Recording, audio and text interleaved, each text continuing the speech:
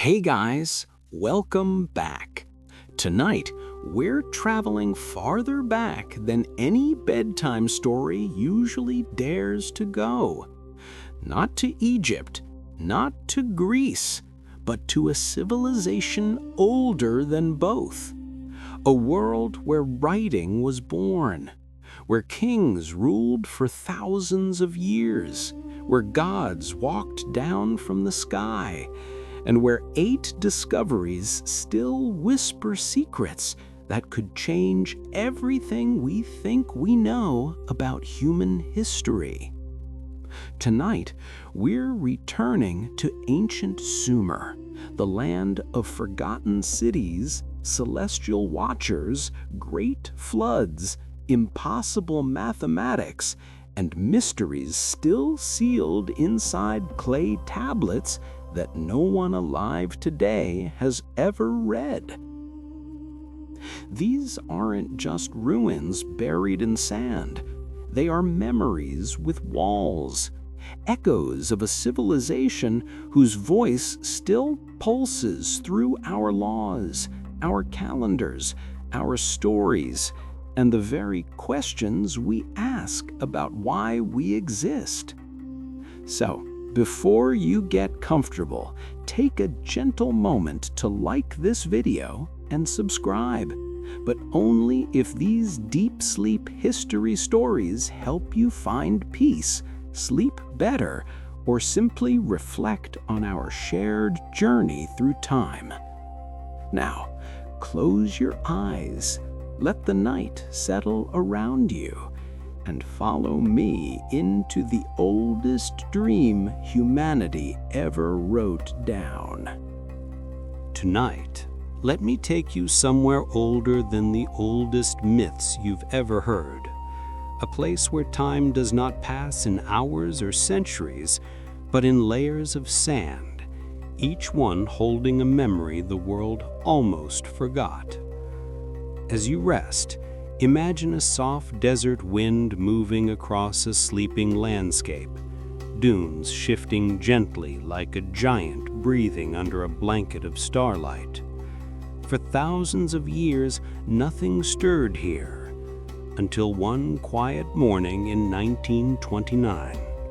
That was when a man named Sir Leonard Woolley, an archaeologist with patient eyes and dust permanently clinging to his boots, brushed away a handful of sand and touched something that wasn't supposed to exist. He didn't know it yet, but he was about to uncover a forgotten world.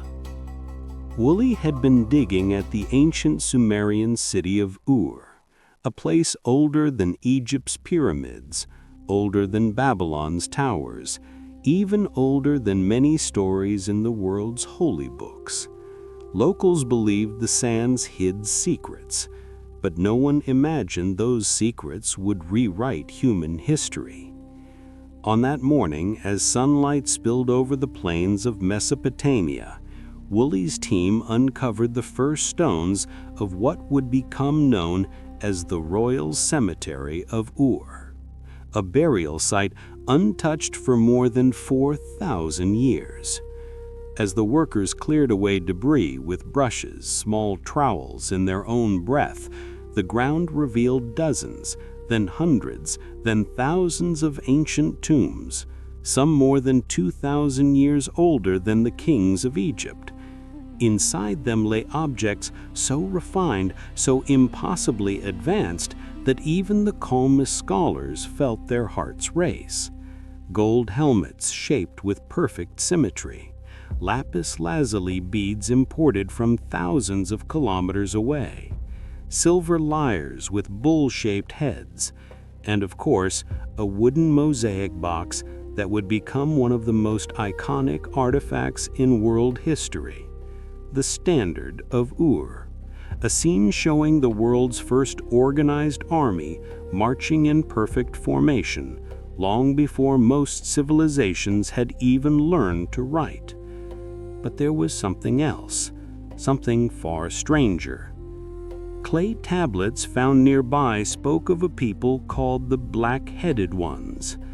They appeared suddenly in Mesopotamia with writing, mathematics, astronomy, irrigation engineering, and even a legal system already complete.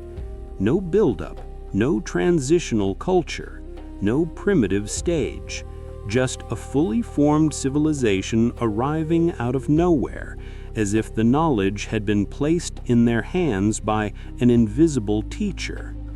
For archaeologists, this was the moment the story cracked open. How could a civilization this advanced appear before the world had even taken its first breaths?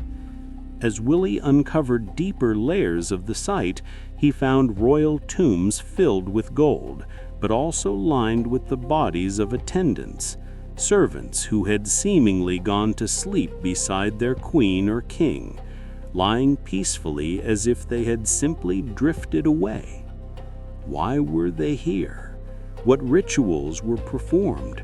What beliefs guided these ancient people beneath the soft Mesopotamian moon? Every artifact whispered, but none truly answered. And yet, even with all the excitement, even with the world buzzing about this discovery, Woolley noticed something else, something quiet beneath the noise. When the workers finished for the day and the sun dipped below the horizon, the whole site settled into an otherworldly stillness.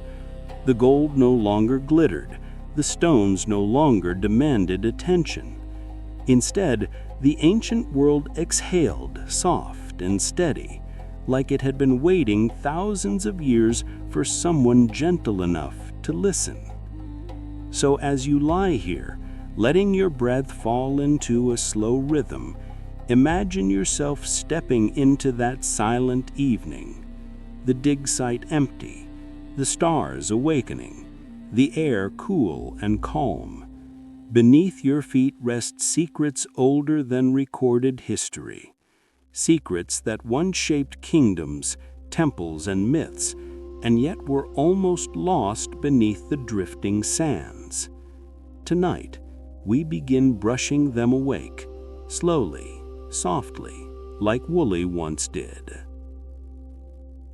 As evening settled over the excavation site at Ur, Woolley began to descend into the deeper chambers, the places untouched since the last Sumerian torch flickered out more than 4,000 years ago. The air grew cooler the deeper he went, settling around him like water in an ancient well.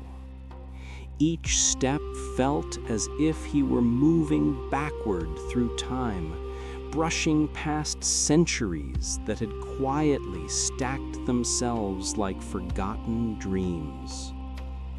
When he reached the bottom of what would later be known as the Great Death Pit, he paused, not because he was afraid, but because something about the silence felt almost intentional. Before him lay a royal tomb unlike anything the world had seen, lined with gold, silver, lapis, and carnelian, arranged not in chaos, but with deliberate, delicate care. But what took Woolley's breath was not the treasure, it was the people. Dozens of attendants lay arranged in peaceful poses, musicians holding instruments as if they were moments away from playing, armored guards resting with hands folded, ladies of the court reclining gently, their headdresses still shining faintly beneath the dust. They did not look forced or fearful. They looked serene, as though they believed they were accompanying their queen into a world gentler than the one they left behind. This was the first hint that Sumerians viewed life and death as a continuum, a soft doorway rather than a dark ending. And yet, the deeper Woolley searched, the stranger the story grew. Clay tablets found nearby spoke repeatedly of a mysterious phrase, the black-headed people. Not a name of a tribe, not a kingdom, but a civilization describing themselves as if they were set apart from all others. They claimed that gods had shaped them directly from the soil of Mesopotamia, that they were born already knowing the laws of heaven, the calculations of stars, and the rhythms of the river that nourished their cities. And in the layers of sand around the royal tombs, Woolley began to piece together something unsettling. The earliest Sumerian writings appeared suddenly, fully formed, with no earlier versions, no half-developed symbols, no rough drafts. It was as if someone had handed them writing already perfected. Their mathematics was the same. Base 60 calculations so advanced that the world still uses remnants of them today in our clocks and circles. Their astronomy charted precise lunar cycles long before Greece or Egypt looked up and began taking notes. For a moment, imagine Woolley kneeling among those ancient chambers, lanterns flickering against walls that had not seen light since the Bronze Age. Imagine the soft echo of his breath mixing with the stillness of people who lived, loved, worked, played music, and then quietly lay down to accompany their ruler into eternity. And now imagine the questions forming quietly in his mind, questions that would ripple across the entire field of archaeology. How did these people learn so much, so quickly? Why did their knowledge have no childhood, no beginning? What civilization jumps straight into complexity without a long trail of trial and error? As Woolley brushed dust from the intricate mosaics, he realized he was not merely excavating a cemetery. He was unearthing the birthplace of systems still woven into the fabric of the modern world. Laws, schools, astronomy, irrigation, and record-keeping. Yet where were the precursors? Where were the early attempts, the failed drafts, the primitive experiments? None had been found. It was as if Sumer had stepped onto the world stage fully prepared, holding tools humanity had not yet earned. That night, Woolley wrote in his journal, "There is an intelligence here, older than our history, yet awake in every object we find." And as you continue resting, imagine that intelligence gently rising through the sands once more, soft, ancient, patient, ready to whisper its story to you in the quiet of the night. As the final layers of dust were brushed away, Woolley began uncovering objects that felt less like artifacts and more like quiet messages from a world that had been waiting millennia to speak. Each item he lifted from the sand seemed to carry the weight of an entire civilization's memory. Memories wrapped in gold, carved in stone, or pressed into clay tablets that still held the warmth of ancient fingertips. One of the first objects to astonish the team was a delicate silver lyre, its wooden frame long decayed, but its ornate bull's head still gleaming softly in the lantern light. The expression carved into the bull was strangely gentle, almost protective, as if it had guarded songs now lost to time. Woolley imagined the musician who once plucked its strings during ceremonies for kings who believed their voices reached the heavens. From there, the discoveries only grew more astonishing. A gold helmet, hammered into perfect form without cracks or imperfections, sat beside the remains of a fallen warrior. Its craftsmanship rivaled anything produced in later empires, raising the question of how such mastery existed so early in human history. But the artifact that captivated Woolley the most was one that seemed almost humble at first glance. A small rectangular mosaic box, what we now call the Standard of Ur. Its tiny tiles of lapis lazuli, shell, and red limestone formed two panels, one showing scenes of peace, music, and offerings, the other showing disciplined soldiers marching in formation. It was, in every sense, the world's first recorded story of organized society. War and peace carved into a single object, as if to remind humanity that both forces had always shaped its destiny. Yet the more Woolley studied these treasures, the more he sensed an intelligence behind them. An intelligence not loud or boastful, but calm, methodical, and deeply aware of the cosmos. Sumerian artifacts were not random decorations, they were tools of understanding. Their star maps aligned with lunar cycles in ways modern astronomers still admire. Their tablets recorded transactions, poetry, hymns, medical procedures, and even debates about ethics and justice. It was as if the Sumerians wanted to leave behind not just objects, but a blueprint of the human mind as it first awakened to complexity. Still, the true mystery lay not in their achievements, but in their beginnings. When Woolley compared Sumerian artifacts with those of neighboring cultures, he found something unsettling. No gradual evolution, no primitive versions, no early experiments.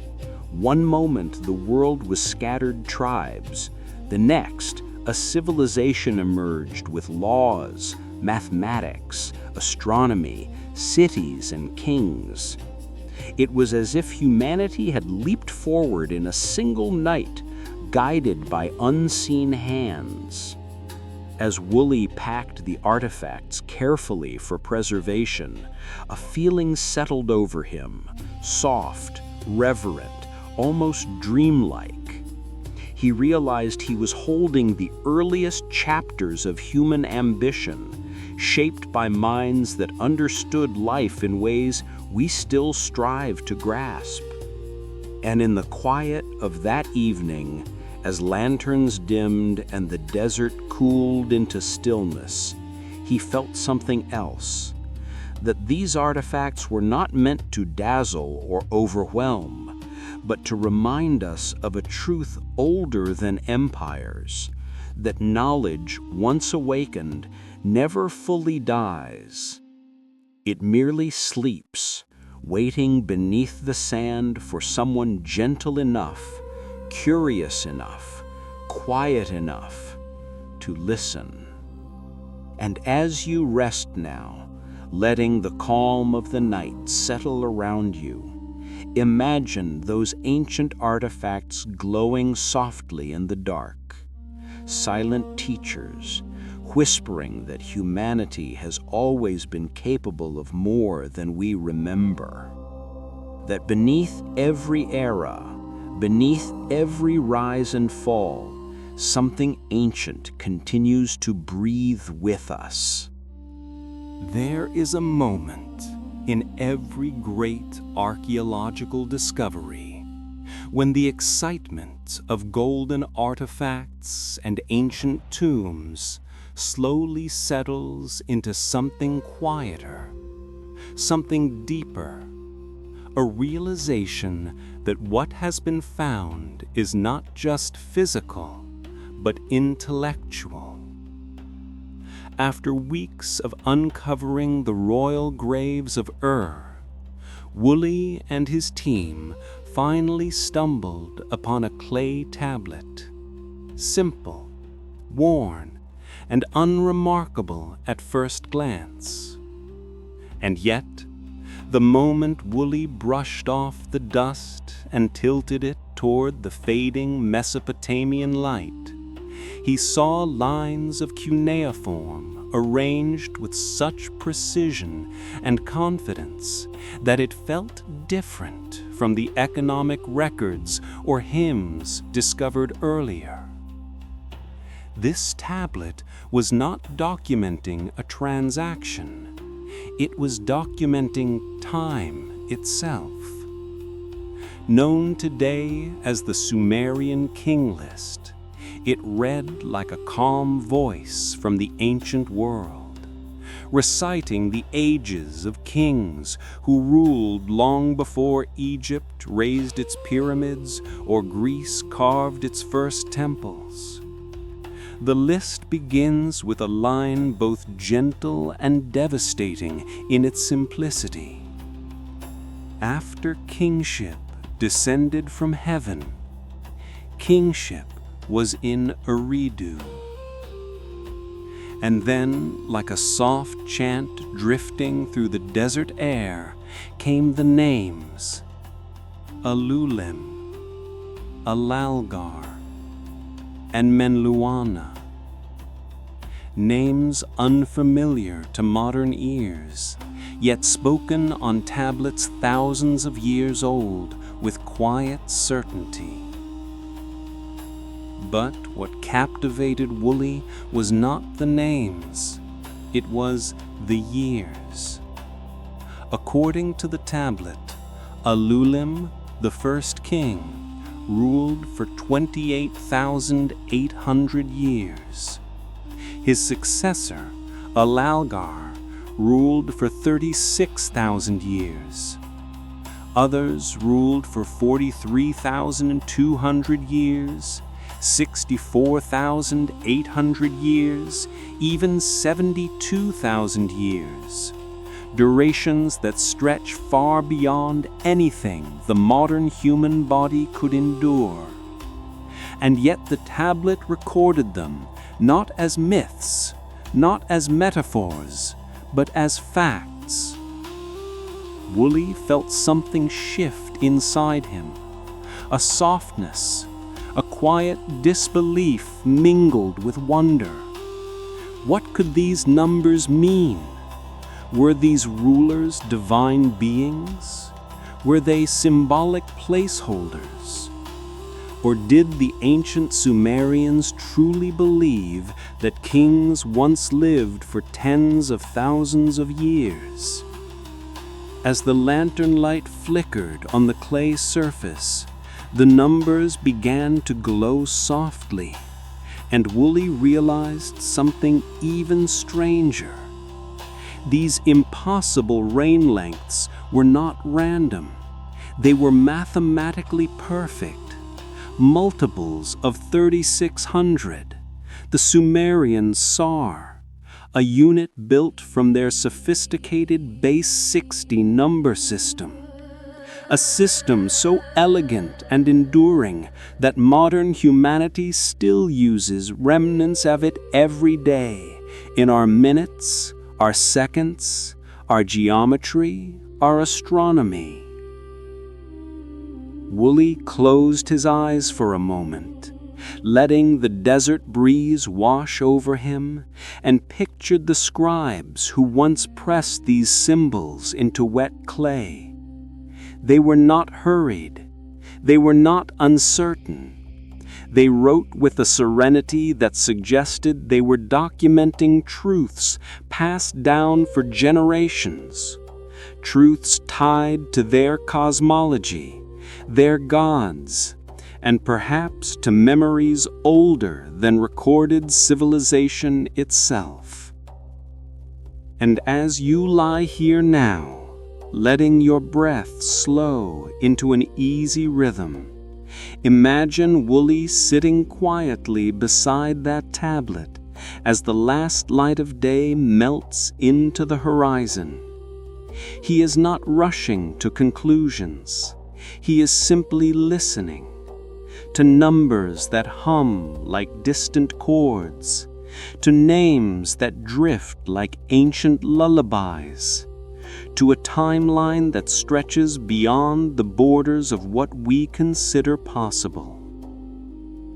In that stillness, the king list begins to feel less like a record of rulers and more like an invitation, a doorway into the oldest memory of humanity, waiting to open gently as you drift deeper into rest. As Wooly continued studying the king list, he realized that what lay before him was not simply a record, it was a worldview. The Sumerians were not just telling the story of rulers, they were describing the architecture of time itself, shaped not in centuries, but in cosmic rhythms far older than human memory. And the more Wooly traced each line with his fingertip, the more he sensed that these numbers, these reigns of thousands upon thousands of years, were meant to be read slowly, like a soft incantation drifting across the threshold of history. The tablet described eras that felt almost unreal, periods before the Great Flood, before the first cities, before even the idea of civilization.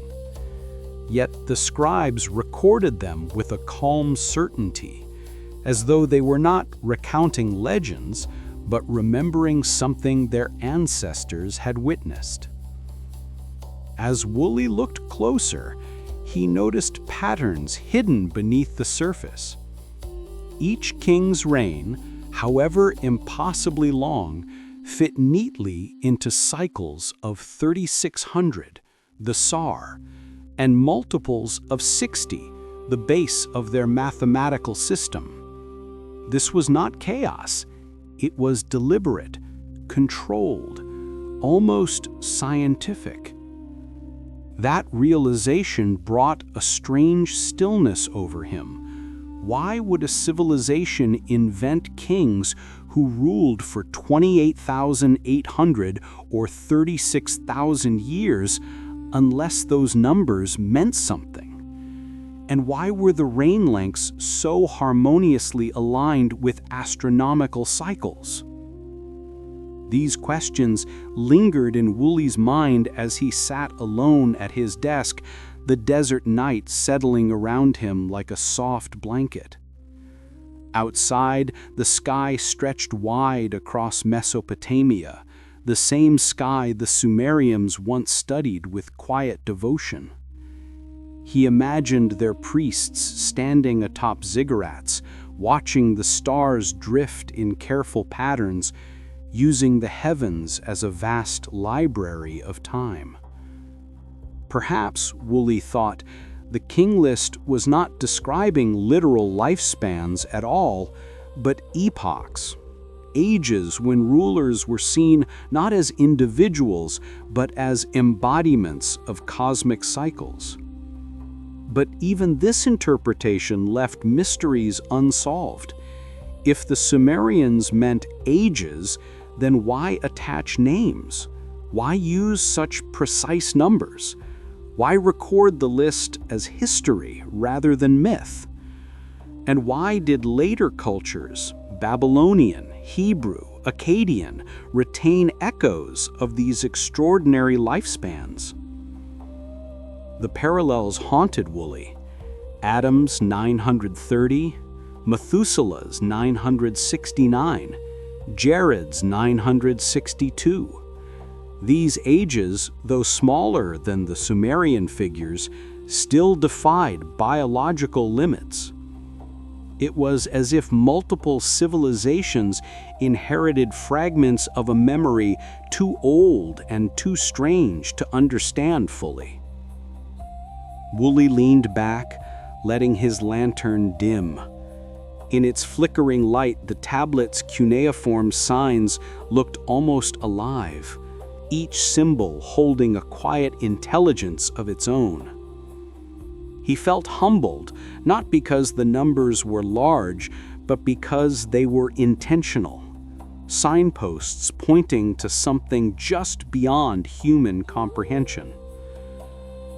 As he studied the list further, Woolley noticed how the tablet's tone shifted as it moved past the flood. The rain lengths decreased dramatically, dropping from tens of thousands of years to hundreds, then eventually to spans that resembled human lifetimes. It was as if the world itself had changed its rhythm after the flood, contracting from cosmic timescales into mortal ones. And somehow the Sumerians remembered that shift. Woolley closed his notebook and let the quiet of the site settle into his thoughts. The king list was not shouting for attention. It was whispering, softly, steadily, the way ancient truths often do.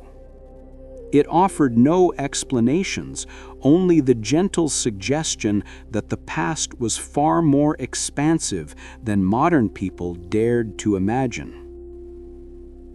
And as you rest here, listening with that same quiet openness, you may feel what Woolley felt that night, that the king list was not merely describing rulers, but mapping the dreamlike frontier where myth and memory become one continuum, a place where time stretches and contracts with the breath of the universe.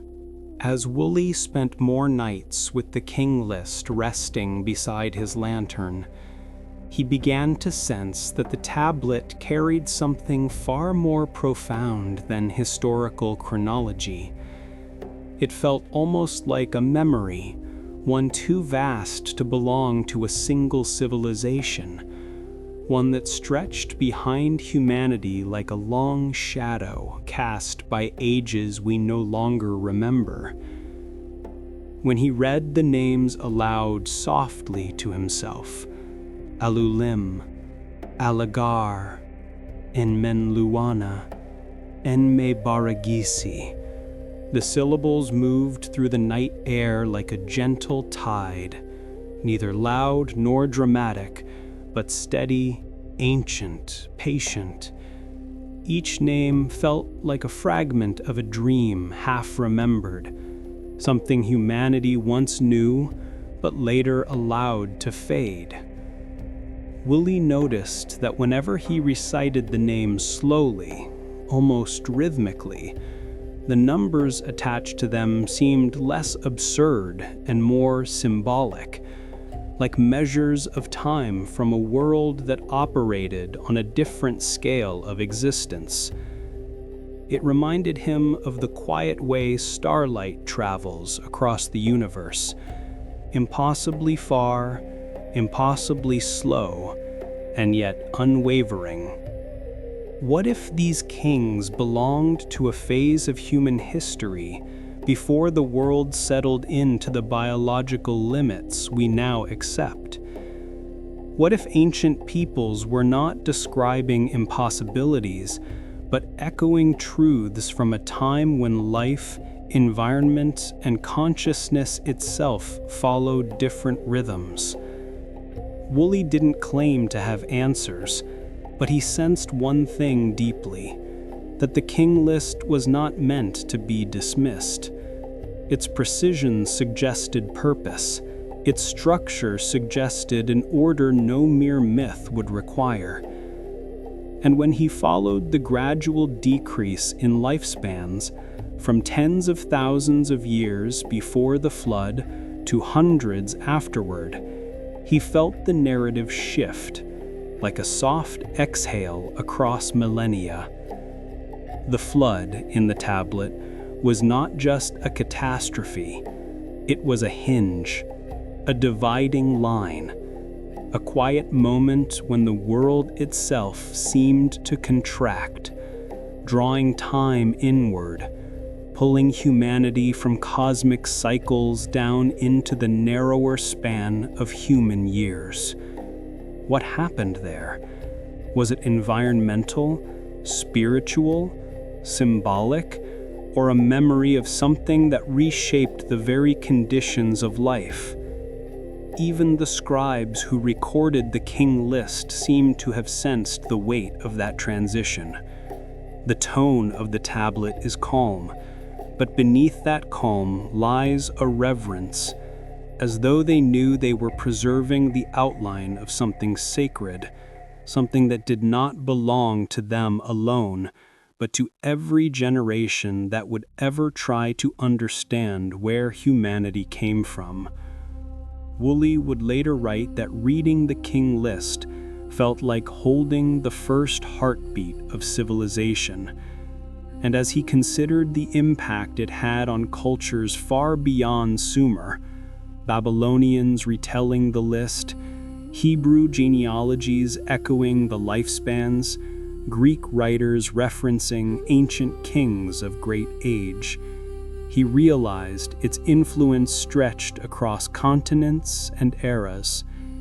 Even modern scholars, despite skepticism, could not fully ignore the mathematical coherence and the deep cultural memory contained within the tablet. Sitting under the vast Mesopotamian sky, Woolley felt a gentle humility settle into him. The stars above him shone with the same light the Sumerians once charted. The wind that brushed past him was the same wind that had carried their hymns.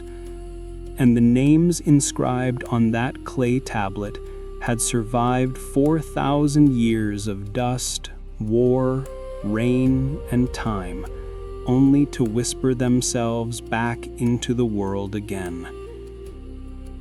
As you rest here, letting your breath fall into an easy rhythm, imagine Woolley closing his eyes in that quiet desert night. Imagine him holding the tablet gently, not as an artifact, but as a voice, soft, ancient, fragile but unbroken, reminding all of us, that history is not only the story of what happened. Sometimes it is the story of what we have not yet understood.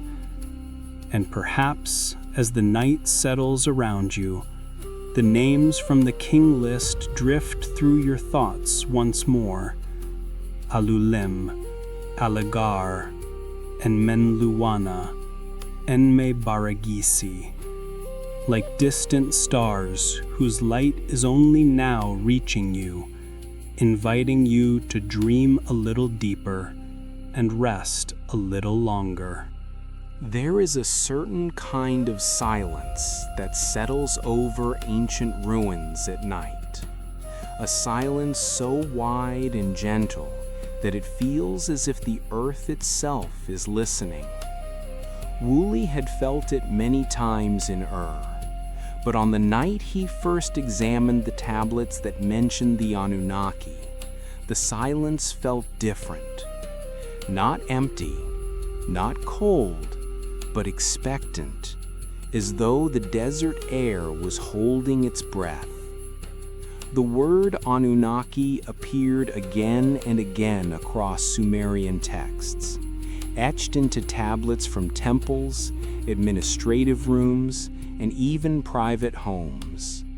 It was a word that carried weight, a word spoken with reverence for beings who were described not as kings or priests, but as something older, higher, and impossibly distant. The Sumerians called them those who came from above. Some translated the word as princes of heaven, others as the watchers. But the most haunting translation, the one that seemed to echo through time like a whisper carried by the wind, was those who descended from the stars. When Woolley read these lines by lantern light, he did not leap to fantastical conclusions. He was a careful man, trained to search for context, patterns, and earthly explanations. And yet, the way these tablets described the Anunnaki stirred something inside him, a quiet tug, a tiny thread of wonder. The story said the Anunnaki did not simply visit the earth. They shaped it. They organized mountains and rivers. They marked the boundaries of the first cities. They taught early humans how to coax crops from dry soil, how to melt metal from ore, how to track the movements of the moon and stars.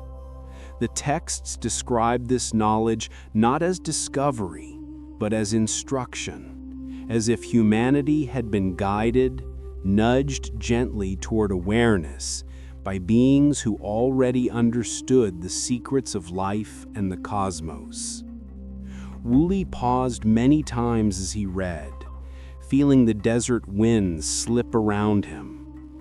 It was easy to imagine how these stories had inspired the later theories, strange theories, controversial ones, suggesting that the Anunnaki were not gods, but travelers, visitors, ancient intelligences that came to Earth long before recorded history. Some scholars dismissed the idea immediately. They explained that stories of sky beings were metaphors, poetic ways to describe natural forces or ancestral spirits. But others, like Zecharia Sitchin centuries later, suggested that these stories might hold deeper truths, truths buried beneath layers of myth and time. Woolley did not choose a side that night. He simply let the mystery breathe. When he read the line, "They came from the stars," he didn't imagine spacecraft or glowing machines. Instead, he imagined ancient Sumerians standing beneath this same vast sky, watching meteor showers streak across the darkness, believing that the heavens were alive, that intelligence resided above them, watching, teaching, perhaps even guiding. As he traced the symbols with his fingertips, Woolley was struck by how often similar myths appeared across the world. In Egypt, the falcon-eyed Horus descended from the sky. In India, the Devas arrived through realms above the clouds. In Mesoamerica, the feathered serpent Quetzalcoatl brought knowledge from the heavens. So many cultures, so many stories, all looking upward, all remembering something that modern people often forget, that the sky is not just a ceiling, but a beginning. And the Sumerians, more than any other civilization, wrote it down with the clarity that sent chills through Woolley's thoughts. They recorded that long ago, far earlier than humans should have existed, beings from the heavens shaped mankind as workers, helpers, partners in the building of early civilization.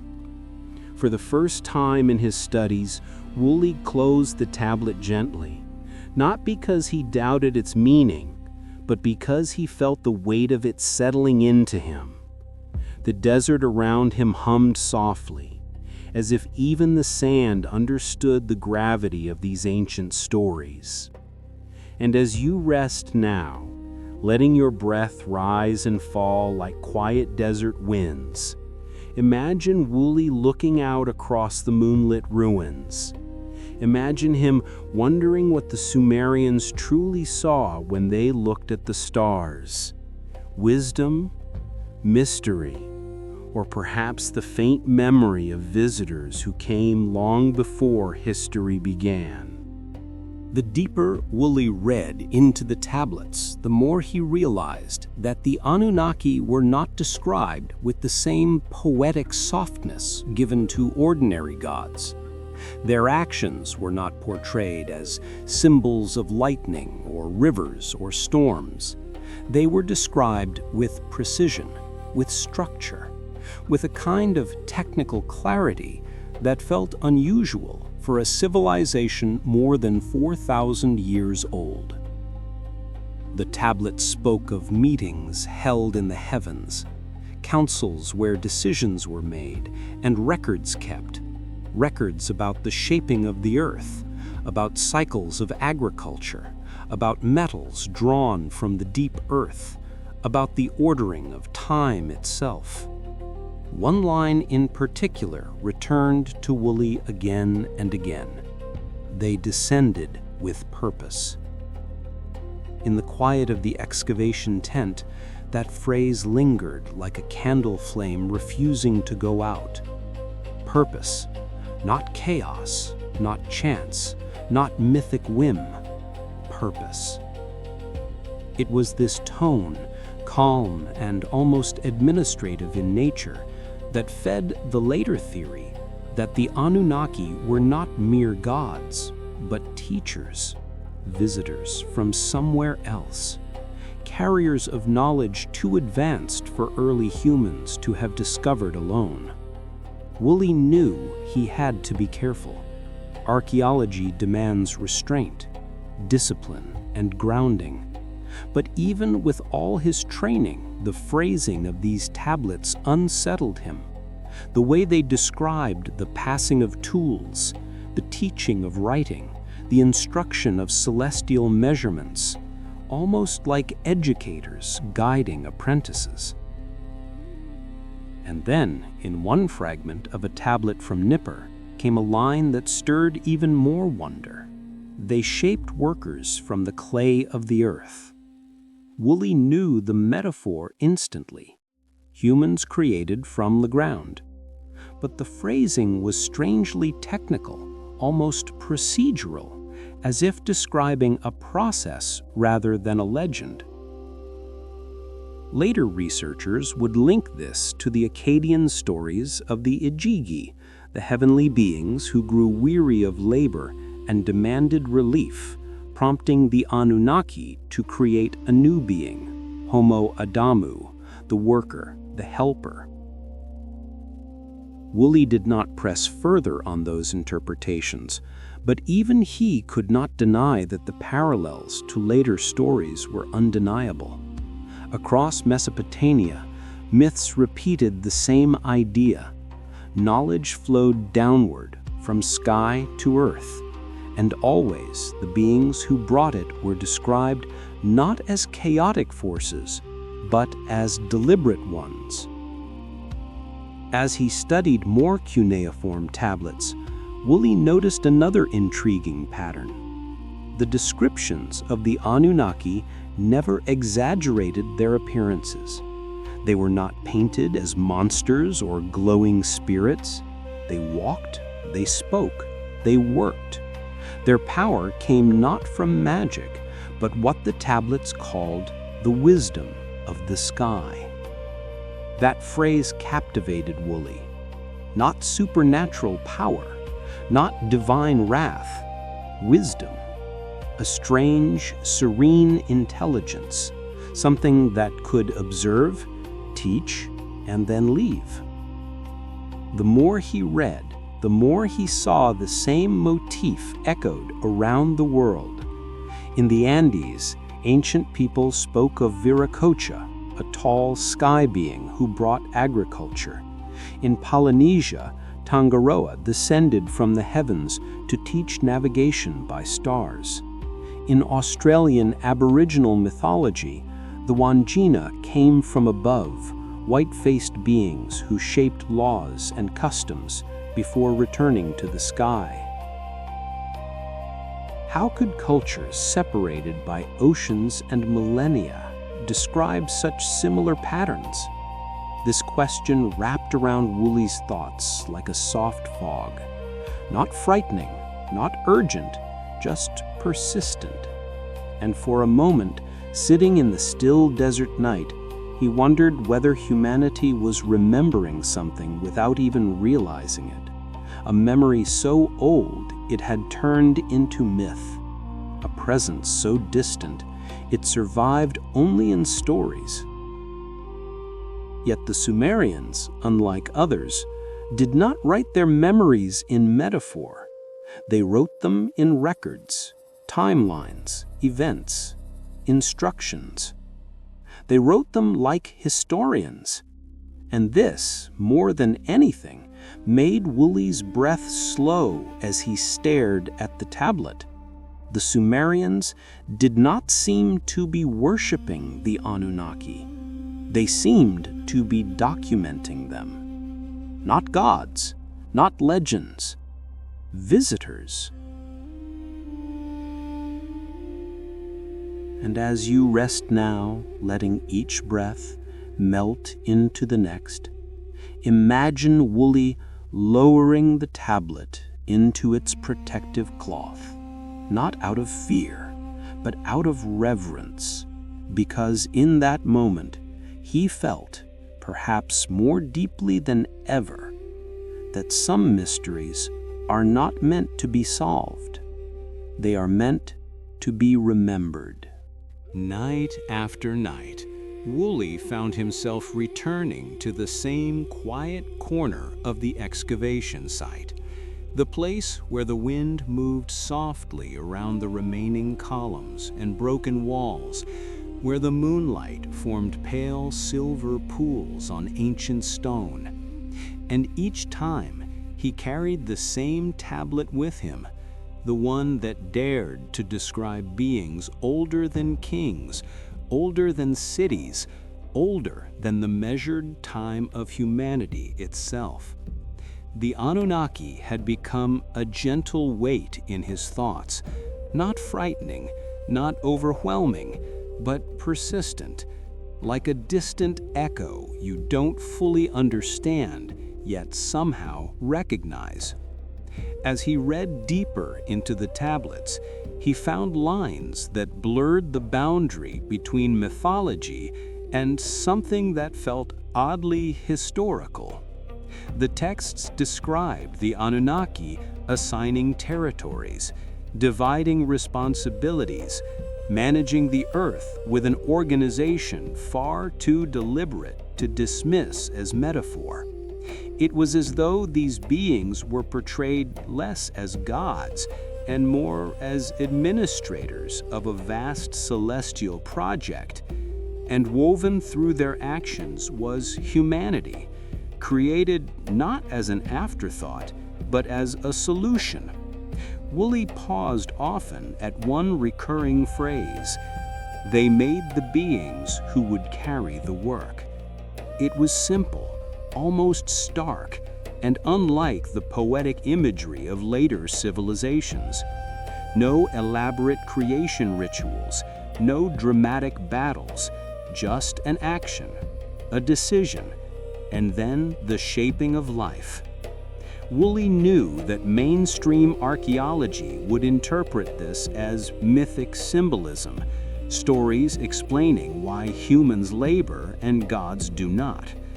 But even with his academic training, he couldn't escape the feeling that the phrasing held an unsettling clarity, not mystical, procedural, as though the scribes were recording instructions remembered through generations. When Woolley compared these lines to later Akkadian, Babylonian, and Hebrew texts, he noticed something else. The farther cultures drifted from Sumer, the more mythical and embellished the stories became. The Sumerian version was calm, sparse, almost clinical. And that simplicity, more than anything, made it feel ancient in a way that reached beyond myth. Sitting beneath the desert sky, Wooly lifted his gaze upward. Above him, the constellations shimmered in patterns that had remained unchanged since the first humans looked up.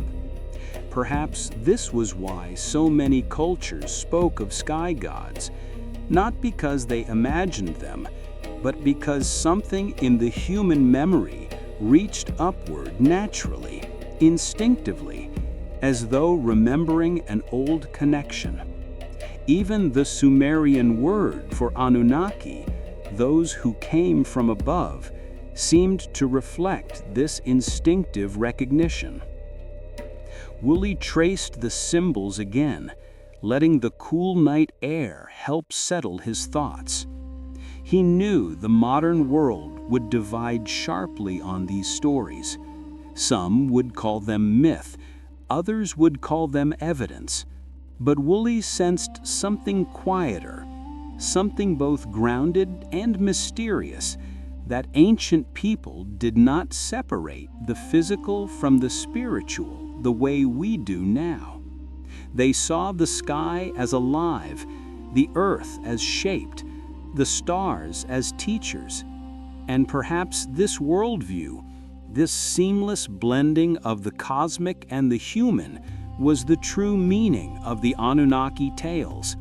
Not aliens, not gods, but a memory of guidance, of awe, of the moment humanity felt the universe teaching it how to live. As you rest now, sinking deeper into the quiet of the night, imagine Wooly lowering the tablet onto his lap, gazing at the horizon where the dark sky meets the sleeping ruins. In that stillness, he feels what you may feel too, that some mysteries are not meant to be solved, only honored, that the sky holds more than light, and that somewhere in the oldest memory of humanity, a whisper remains, "They came from the stars." Long before Wooly uncovered the royal tombs of he had heard whispers about another discovery, one buried not under gold or stone, but inside stories that crossed oceans, deserts, and entire civilizations. It was the story of a flood, a great flood, a flood so vast and so unforgettable that dozens of ancient cultures remembered it, each in their own voice, each with its own hero, its own warning, its own dawn after the waters receded. And yet beneath all these versions, Wooly sensed a single heartbeat, one event, one memory, echoing across centuries. One night as the desert cooled and the moon softened the edges of broken ruins, Wooly opened a tablet from the Epic of Gilgamesh, turning it slowly in his hands. The script was delicate, carved by someone who must have believed their story would matter to people far beyond their lifetime, and perhaps they were right. On that quiet night, Wooly read the moment when Utnapishtim, the survivor of the Sumerian flood, tells Gilgamesh about the waters that swallowed the world. For 7 days and 7 nights, the tablet whispered, the flood rolled over the land. The phrasing felt ancient, older than the biblical story of Noah by more than 1,000 years. And yet the similarity was unmistakable. A chosen man, instructed to build a great vessel, animals carried aboard as life clung to itself, rains and storms that blotted out the sky, and the world made silent beneath rising waters. Wooly closed his eyes for a moment, listening not to the desert, but to the phantom sound of water, the gentle rhythm of waves meeting the shore of memories long forgotten. How could two stories separated by language, region, religion, and time be nearly identical? He turned the tablet again, letting moonlight wash over the ancient cuneiform, and he realized something. The Sumerian text was not trying to tell a myth, it was trying to remember. That thought wrapped around him like a soft current. The more he read, the more he felt carried into the heart of a moment that humanity had once shared, terrifying yet cleansing, destructive yet filled with the fragile hope of survival. Across the world, the echoes were unmistakable. In ancient India, Manu was warned of a flood by a mysterious fish who guided his boat to safety. In Greek legend, Deucalion and Pyrrha watched mountains vanish beneath the sea before the waters slowly fell away. In Native American stories, a hummingbird carried messages across the swallowing tides. Different names, different lands, but one fear, one memory, one rising sea. Wooly exhaled softly, letting his breath fall into the stillness. The flood legend was not just a story, it was a thread, stretching across continents and centuries, something humanity had carried with it like a scar buried under the skin. Even the earth itself seemed to remember. Woolley recalled reading early geological reports about ancient shorelines found high above modern sea levels, strange sediment layers that suggested sudden immense flooding, and the haunting Black Sea theory proposing that melting glaciers around 5600 BCE sent ocean water rushing into a freshwater lake with catastrophic force. As Woolley held the tablet, he wondered, had the Sumerians witnessed one of these events? Had their ancestors stood on a trembling shore, watching the horizon dissolve into a wall of water? Did they feel the same fear, the same helpless awe that later cultures encoded into scripture and myth? And as the desert wind brushed the tents, Woolley imagined the quiet question that the flood story always asked, one that every generation has whispered to itself in moments of fear. If the world flooded, what would you save? Not gold, not weapons, not status, perhaps only stories. The stories that help us survive, the memories that help us begin again. And as Woolley traced the final line of the tablet, he felt the gentle truth of that idea sink into him as softly as water rising along a riverbank at night. As Woolley continued reading, the story of the Great Flood seemed to stretch beyond the boundaries of Sumer, weaving itself into a vast ocean of shared human memory.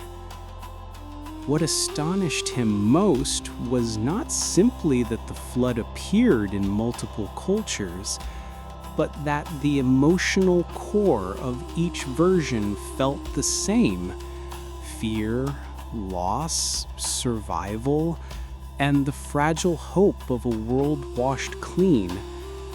It was as if ancient humanity had collectively exhaled, leaving a sigh that echoed across continents.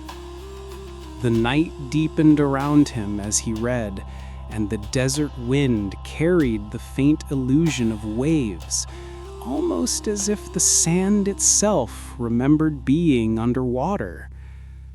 Woolley lifted another tablet, one far older, its symbols worn down by centuries of wind and handling. This one described the moment just before the waters came, a moment of eerie stillness. The winds died, the tablet said. The sky grew heavy, and the deep began to stir. Wooly felt a strange shiver at the simplicity of those words. They did not speak of angry gods or raging storms. They described silence. Silence before the world changes. Silence before everything you know is taken by the rising sea. And then came a line that felt almost too human to belong to an ancient text. We gathered what little we could. Wooly imagined the people of ancient Sumer barefoot in the mud, holding their children close, grabbing a tool, a blanket, a carving, anything that carried meaning. It made him wonder what he would have chosen if he had been standing there, on the edge of a world about to be swallowed. Across time, across cultures, people had chosen differently.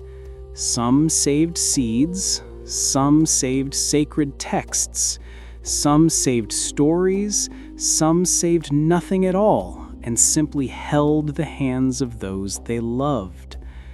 As Wooly reflected on this, he opened a clay fragment describing Utnapishtim's preparation. The instructions from the gods were simple but urgent. Seal the vessel, bring life aboard, make fast the ropes. There was no grand ceremony, no dramatic flourish, just quiet preparation, almost like a family boarding a ship before a long journey. And Utnapishtim, much like Noah centuries later, did not argue. He acted. Wooly traced that idea slowly. How many times in human history had survival depended not on certainty, but obedience to instinct, intuition, or a whisper carried through generations? As he leaned back, letting the cool desert night flow around him, he recalled reading that flood stories were not exclusive to the Middle East or India or Greece. They appeared in China, where Nuwa saved humanity after the sky collapsed. They appeared in the Pacific Islands, where entire archipelagos remembered oceans rising so fast that villages vanished overnight.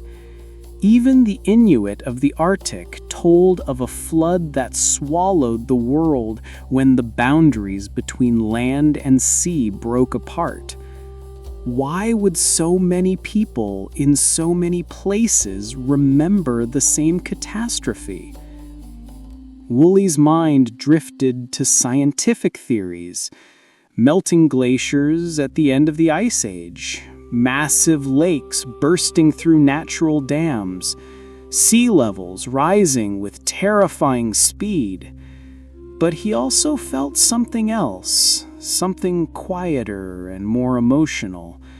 Perhaps the universality of the flood story came not from geology, but from the feeling it imprinted on the human soul. The feeling of losing control.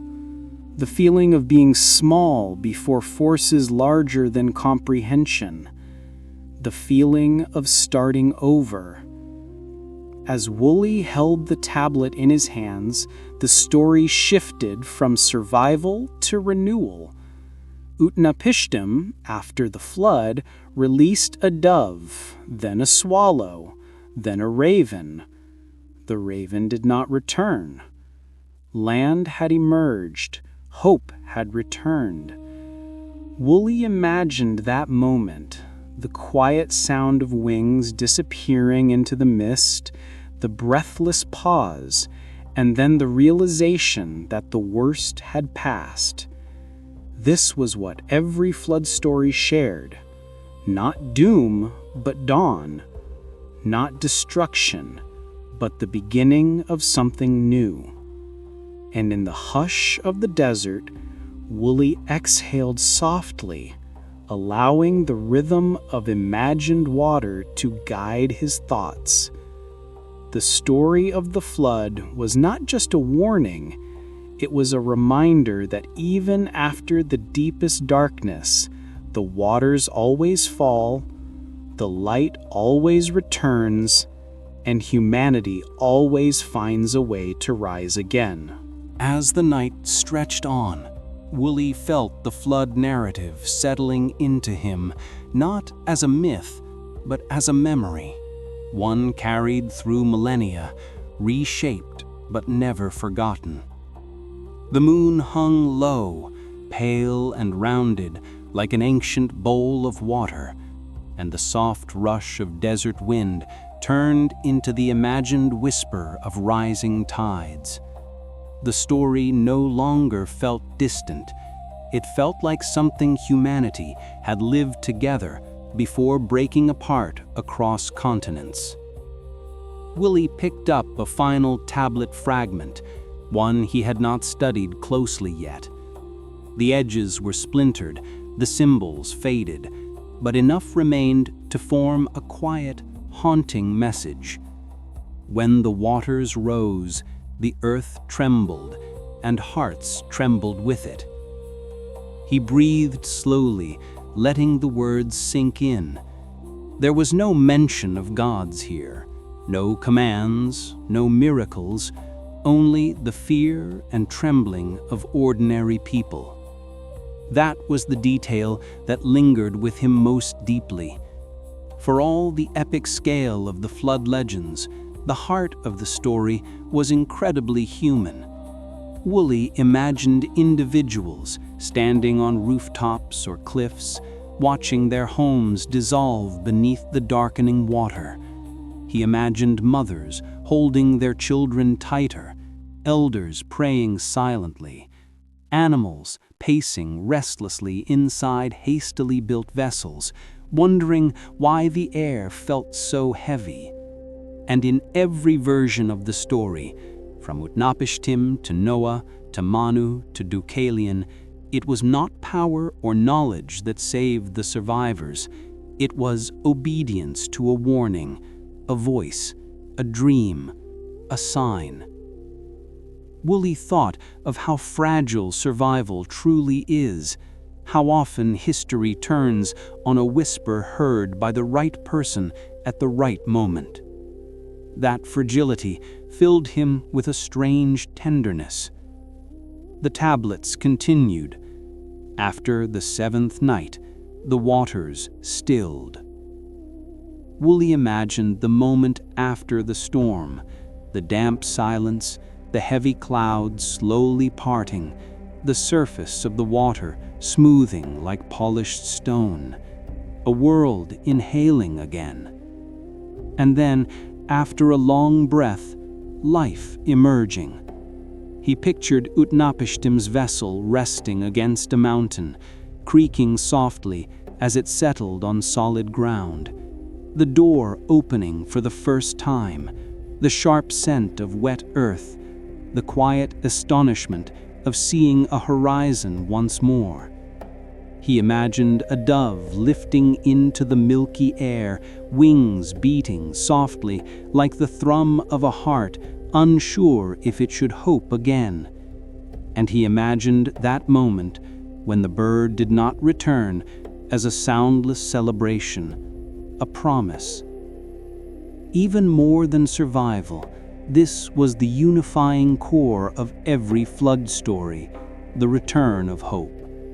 No matter how violent the waters, no matter how complete the destruction, every culture remembered that what followed was renewal, a second beginning, a world washed clean. As Wooly reflected on this, he thought of the scientific theories he had read, the Black Sea inundation, the rapid sea level rise at the end of the Ice Age, the surprising evidence of ancient settlements found underwater along many coastlines. These theories did not weaken the story, they strengthened it. They showed that myth could be memory, not fiction. That ancestors may have witnessed oceans behave in ways modern humanity can scarcely imagine. And those memories, carried forward through generations, eventually transformed into the flood legends we know. Woolley let the thought drift like a leaf on water. Humans are not built to forget catastrophes. We carry them in our bones, our stories, our warnings. Perhaps that is why the flood myth resonates so deeply even now, because it reminds us of vulnerability, of impermanence, of the preciousness of life. The desert around him seemed to understand this sentiment. The ruins slept under moonlight, relics of a world long gone, yet still whispering its lessons. Woolley pressed his palm gently to the cracked clay tablet, as though offering a silent thank you to the scribe who had preserved this story thousands of years ago.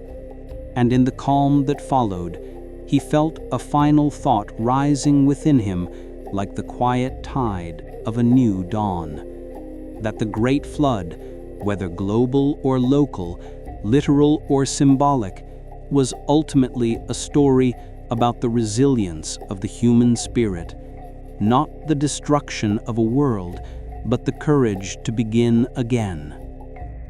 As you rest now, sinking deeper into your pillow, imagine the water falling, the storms fading, the sky clearing. Imagine a single beam of light touching the surface of a calm, endless sea. That is the promise woven into every version of the Great Flood. No matter how high the waters rise, dawn always finds a way back. Long after Woolley had finished studying the flood tablets, another curiosity began to pull at the edges of his thoughts. Something quiet, something less dramatic than stories of rising seas, but perhaps even more astonishing. It was the realization that the ancient Sumerians not only recorded their myths, their kings and their gods, but also their numbers, their calculations, their grasp of patterns hidden in the world.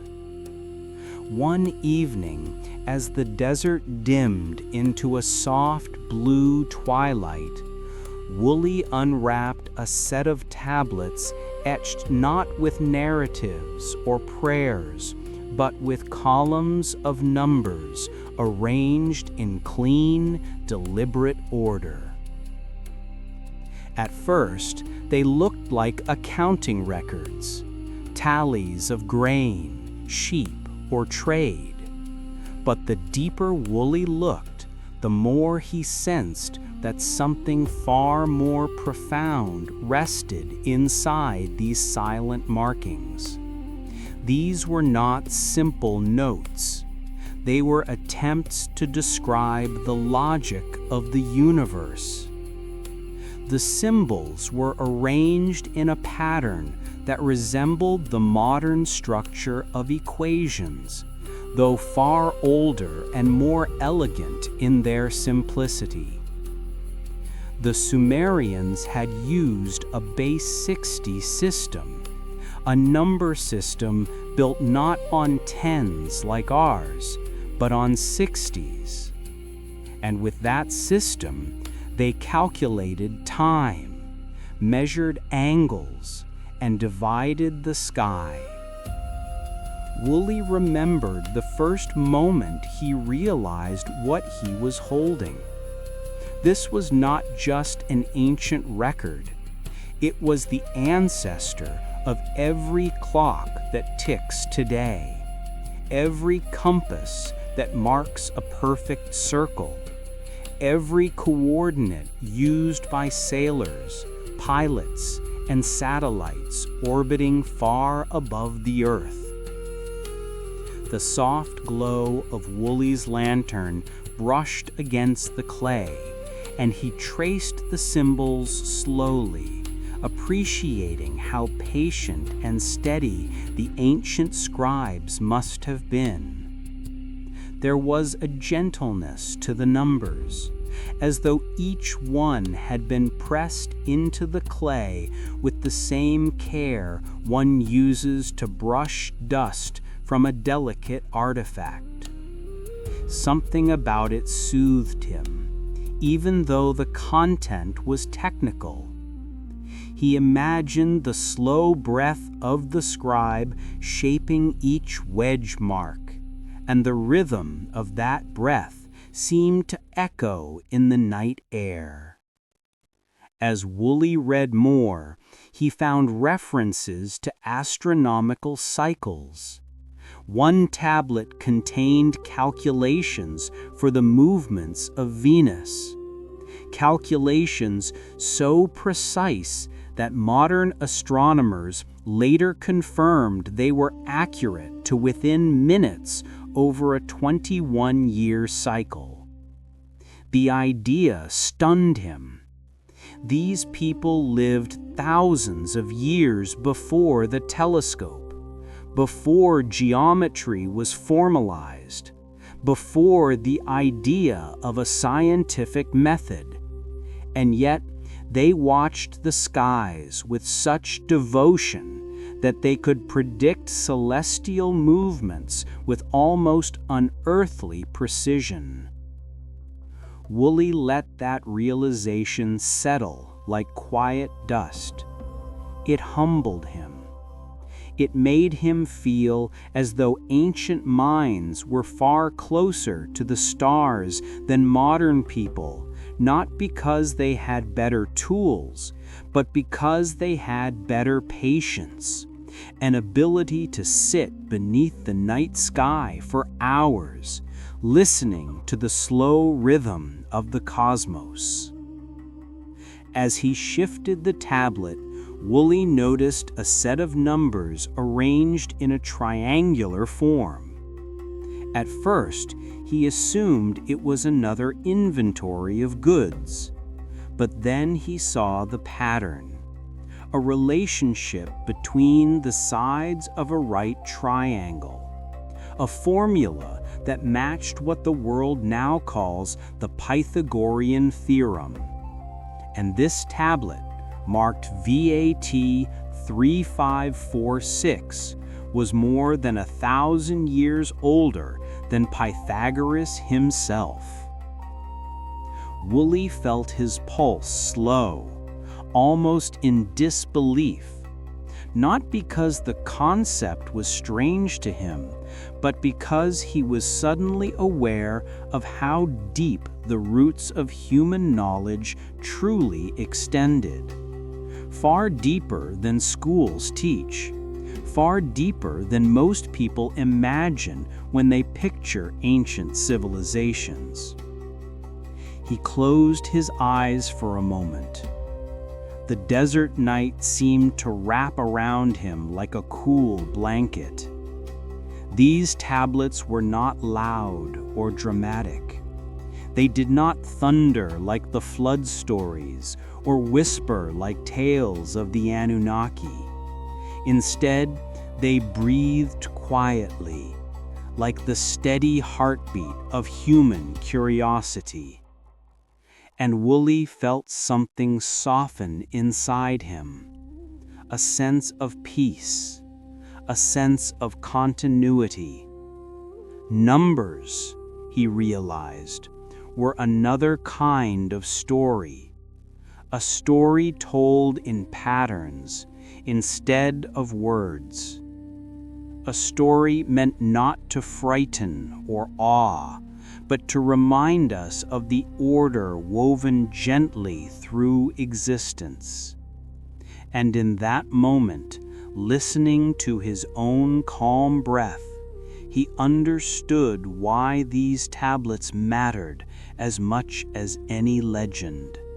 They showed humanity learning not just to survive, but to understand. As Woolley sat with the tablets spread gently before him, he felt as though he had opened not a collection of dusty artifacts, but the quiet mind of a civilization, one that had looked at the world with patience and precision.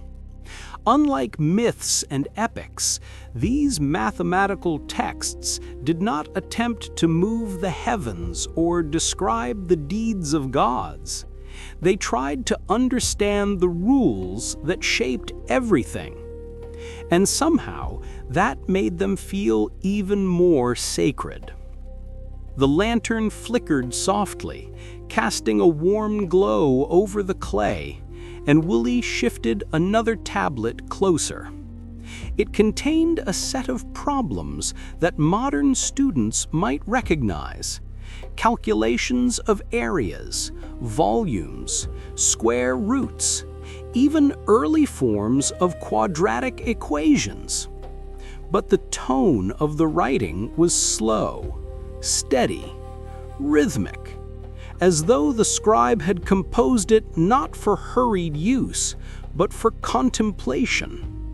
Woolley imagined a young student thousands of years ago, perhaps sitting cross-legged on a reed mat, carefully copying the numbers while an elder corrected his hand.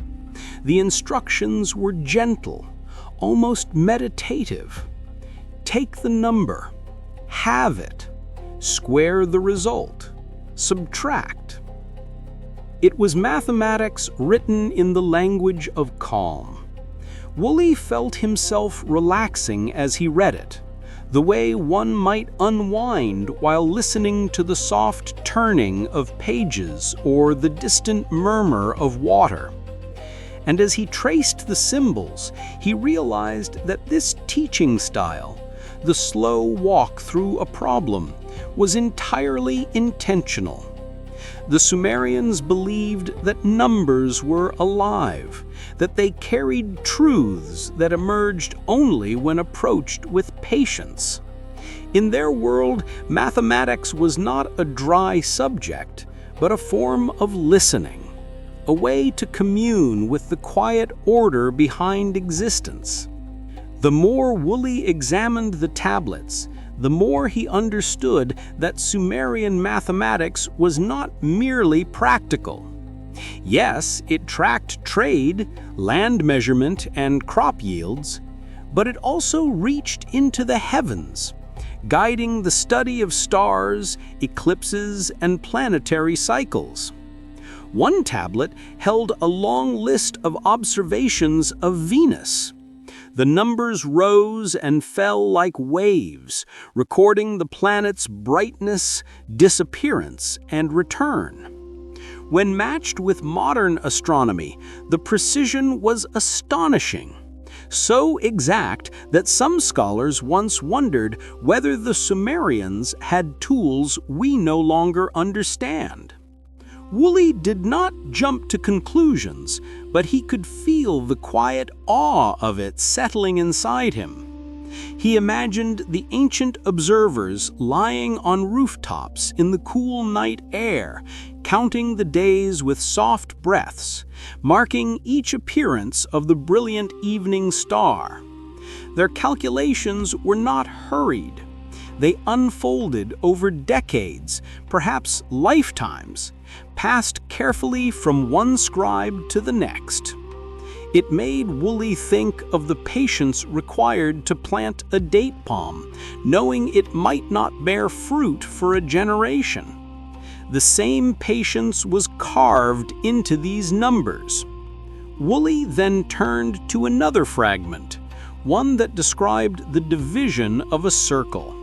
The Sumerians had settled on 360 degrees not by chance, but through a methodical, almost poetic understanding of symmetry. They believed the sky moved in cycles, and that cycles must be divisible, harmonious. a circle divided cleanly into the number 60. 60 sections that could be themselves divided further into perfect repeating units. And so the system persisted into Babylon, into Greece, into Rome, into the clocks on our walls and the instruments in our hands. Woolley let his fingers rest on the clay as he reflected on how far-reaching this influence had been. Every second that ticks, every angle measured, every GPS coordinate guiding a ship across the ocean traces its ancestry back to these quiet marks pressed into soft clay. The thought felt strangely comforting. It meant that the wisdom of the ancient world had not been lost. It had simply become invisible, woven into the fabric of everyday life. Woolley took a slow breath, absorbing the serenity that always accompanied these tablets. They did not shout, they did not warn, they simply offered understanding. A calm explanation of the world, waiting patiently for anyone willing to slow down enough to read it. And perhaps that, he thought, was the real gift of Sumerian mathematics. Not the numbers themselves, but the reminder that the universe moves with a quiet rhythm, and that understanding it requires a quiet mind.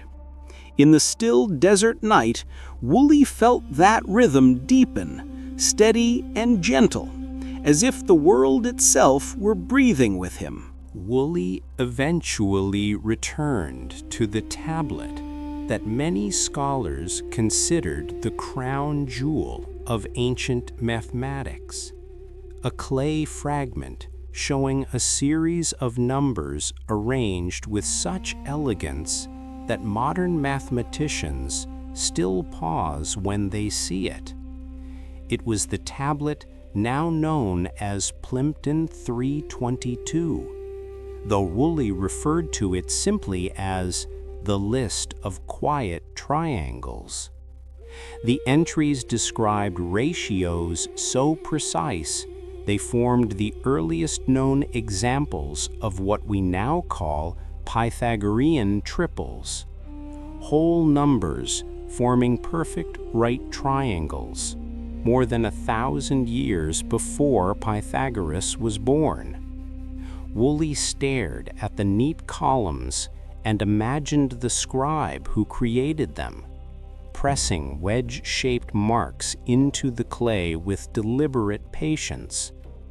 There was no rush, no sense of urgency, only the quiet certainty of someone who understood that knowledge grows like a soft tide, one line at a time.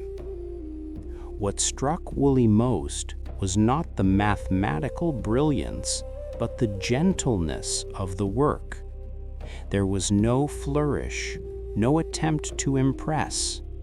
The scribe seemed merely to be recording the truth as he saw it, confident that someday someone would listen. Woolley let his breath slow to match the rhythm of the numbers. It felt as though the tablet itself was guiding his thoughts, pulling him into a quiet space where time softened. He wondered whether the ancient scribes experienced something similar, whether their long evenings spent shaping clay had become a form of meditation. The idea comforted him. It reminded him that behind every great discovery lies a human being, breathing, concentrating, doing their best to understand the world. As Woolley continued reading, he noticed something else. The Sumerians approached mathematics not just as a tool, but as an art of balance. They saw harmony in proportions, serenity in symmetry, beauty in clean divisions and repeating patterns.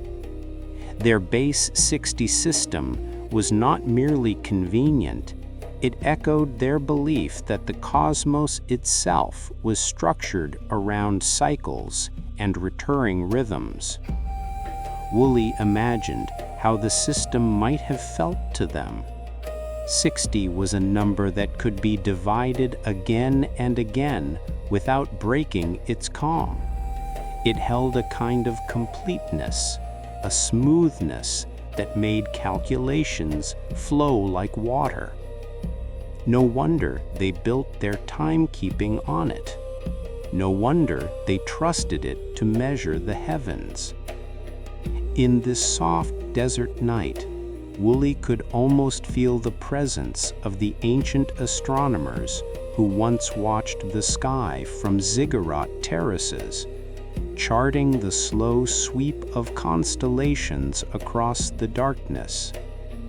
They would have stood silently, wrapped in wool cloaks, their breath rising faintly in the cool air as they marked each movement of Jupiter or Saturn. Woolley pictured them lifting their faces toward the great dome of the sky, believing, not with superstition, but with quiet conviction, that numbers were the bridge between Earth and stars. And here he was, thousands of years later, tracing those same numbers with the tips of his fingers. He felt small in the best possible way, like someone allowed to hear the last echo of a long-forgotten song. He thought about how much of modern life still relied on these ancient principles. Every clock dividing the hour into 60 minutes, every navigator calculating coordinates, every engineer using geometry that had once been recorded in soft clay by hands long gone. Even the subtle arcs traced by satellites circling the Earth followed formulas that glowed faintly within these tablets. Woolley wondered whether the scribes knew how far their work would travel. Perhaps they did. Perhaps they believed that anything built on truth must eventually find its way into the future. As the night settled deeper around him, Woolley felt a gentle stillness growing in his chest. The desert wind had quieted. The stars seemed closer, as though leaning in to listen. He closed his eyes and imagined returning one tablet to the shelf, its surface cooling slowly in the night air. And in that moment, he understood the Sumerians had not merely invented mathematics, they had discovered the rhythm of the universe and written it down so gently that it still lulls us toward understanding, even now. As you lie here, letting your breath drift into calm, imagine the soft glow of Woolley's lantern fading, leaving only the stars, the quiet clay tablet, and the timeless hum of numbers, hovering like a lullaby in the dark. Long before Woolley uncovered the royal tombs, long before he traced the paths of ancient mathematics or studied the rhythm of the stars carved into clay, there was something else that haunted him even more deeply, a language that seemed to breathe through time. The Sumerian language, older than kingdoms, older than written history, older even than many of the myths carved into the land, had a presence that could not be mistaken.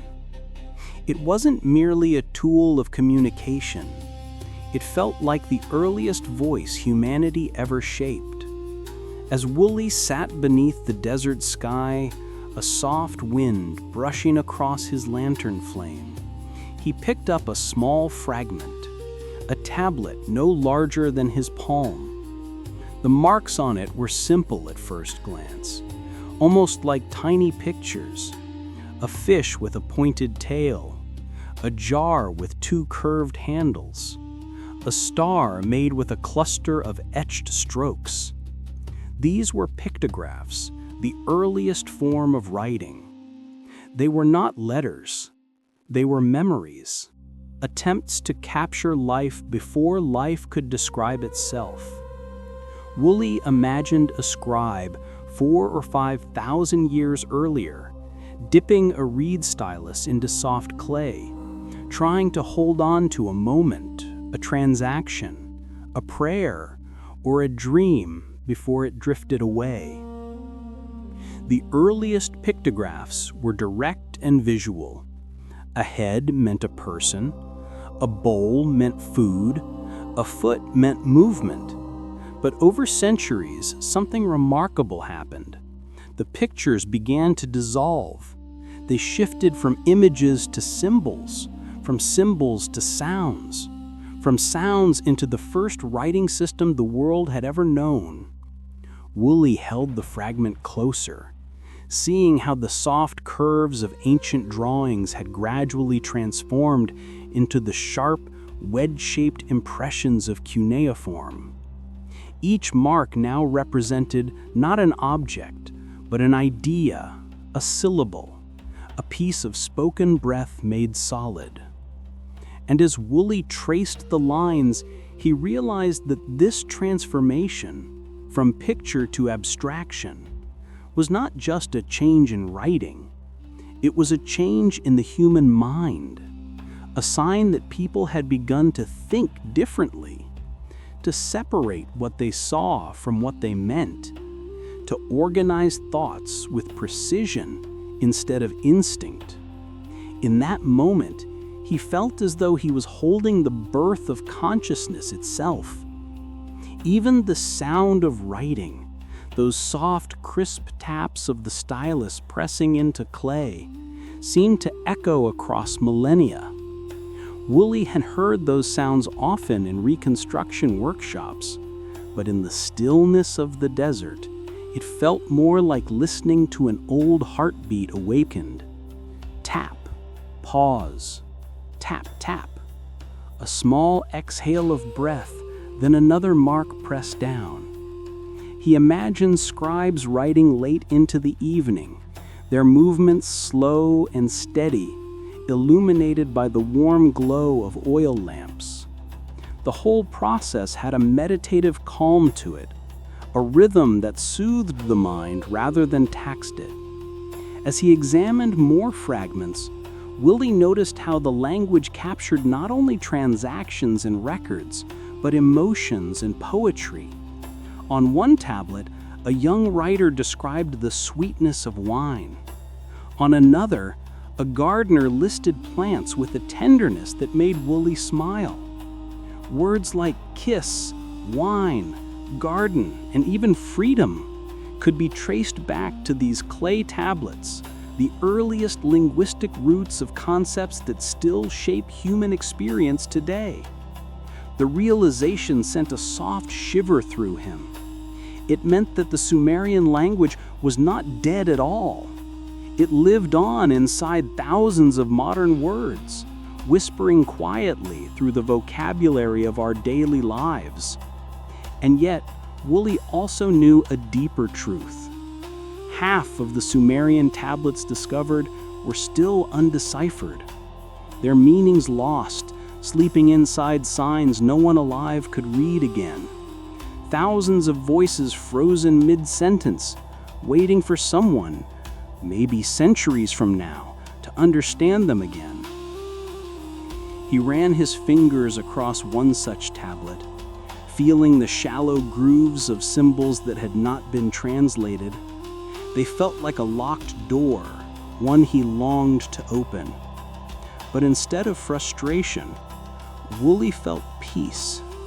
There was beauty in the not knowing, in the gentle mystery of a language that had carried humanity from silence into expression. As the night deepened and the desert wind softened, Woolley felt the language around him like a presence, warm, ancient, steady, the oldest voice on earth beginning to speak again. As Woolley turned over another tablet, he noticed how the script had progressed. The pictographs were gone now. No more fish with carved tails, no more stars drawn like tiny bursts of light. Instead, the marks had become slimmer, sharper, angled with a precision that spoke of a new kind of mind.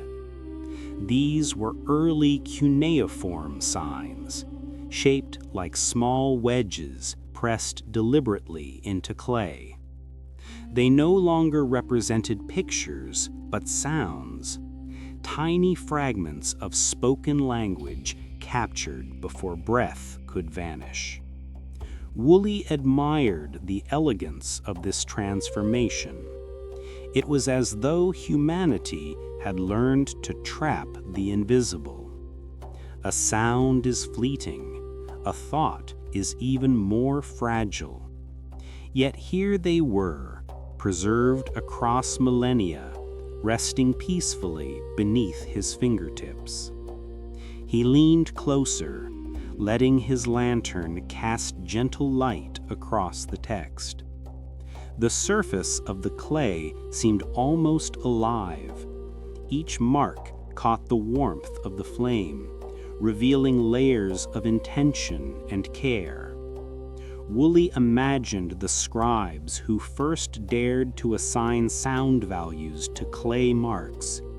It must have felt both thrilling and terrifying, like stepping onto new intellectual ground. Before cuneiform, language lived only in memory. After cuneiform, language gained permanence. A whispered instruction could fade. A carved word could endure for eternity. As Woolley traced a line of symbols, he tried pronouncing them softly, letting the syllables roll in a slow, calming rhythm. Ama, ki, ti. The sounds were gentle, almost melodic. Even without knowing the meaning, he felt the language settling into the quiet spaces around him, as though the desert night itself paused to listen. He wondered what it must have been like to hear Sumerian spoken aloud when it was still a living tongue. Scholars described it as agglutinative, words built like small clay houses, adding piece by piece until meaning emerged. Woolley imagined merchants bargaining over grain, priests chanting prayers, mothers humming lullabies in the world's oldest recorded language. He could almost hear the murmuring echoes of those forgotten voices carried softly through the warm air. Then he noticed something that made his breath slow even further: the subtle shift from Sumerian to Akkadian on many tablets.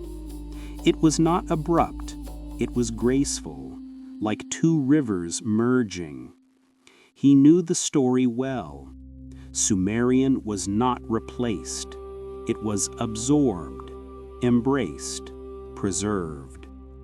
When the Akkadians rose to power, they did not erase the old language.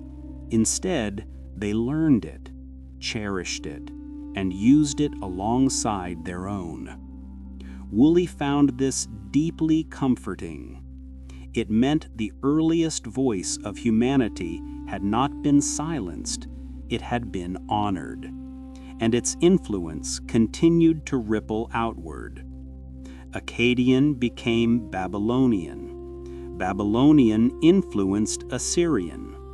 Assyrian fed into Aramaic, and threads of these ancient languages still appear in the vocabulary of Arabic, Hebrew, and even English. Woolley smiled faintly at the thought. Words that slip casually from modern tongues, wine, cedar, river, king, carry shadows of Sumerian roots. A linguistic family tree stretching across time, its branches touching cultures that never realized they were connected. Language, Woolley realized, was one of the most enduring artifacts humans had ever created. More resilient than stone, more adaptable than empires. And in this moment, sitting alone in the quiet desert night, the evolution of Sumerian felt less like an academic topic and more like a living, breathing story of survival. He picked up a smaller tablet, its surface cracked but still legible. On it was a simple record, just a list of household items, but there was something intimate about the way it was written, as though the scribe had been careful not to rush. A jar of oil, dates, a goat, a type of reed mat. Woolley ran his thumbs softly across the final line, imagining the person who once pressed these words into the clay. They could never have known that thousands of years later, someone in a distant future would hold their thoughts, their daily life, their language. The realization made him exhale slowly, feeling the weight and tenderness of human connection spanning across epochs. Even now, with half the Sumerian tablets still undeciphered, Woolley sensed that each mark, each wedge, held a fragment of the world's oldest identity. And as the night deepened around him, he felt that identity glowing faintly, like embers waiting to be stirred back to flame. Woolley set aside the household tablet and reached for a larger one, its edges smoothed by time, its surface carrying the soft sheen of thousands of desert nights. This one was heavier, and he could feel a different kind of weight in it, less practical, more poetic. As he angled the lantern closer, lines of cuneiform revealed themselves. Not lists, not ledgers, but something that read almost like a hymn. The marks dipped and rose in elegant patterns, and even without translation, Woolley sensed emotion woven through the symbols. It struck him then how extraordinary it was that the oldest known writing system began not only with accounting, but with feeling. The Sumerians had not simply recorded what they owned, they recorded what moved them.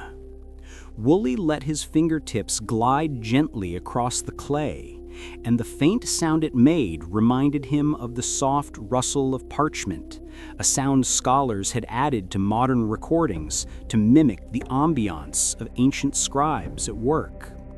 He found himself breathing in rhythm with the imagined strokes of a stylus. Tap, glide, press, a whisper of breath, another tap, the soundscape of human memory being shaped. He imagined a Sumerian poet sitting cross-legged beneath the glow of a small oil lamp, shaping lines that might have been whispered to a lover, or offered to a god, or written simply to remember a fleeting moment of beauty. And as Woolley traced the symbols more carefully, he recognized something that scholars often mentioned but rarely felt so personally. Sumerian words were built to hold layers. A single term could carry an image, a sound, a concept, and an emotion all at once. Language in this early form had not yet been forced into tidy boxes. It was still fluid, half thought, half breath, alive in ways modern tongues sometimes forget. Woolley slowly exhaled as he reflected on this. The oldest language on Earth was not rigid. It was tender, elastic, capable of bending toward whatever humans needed it to express.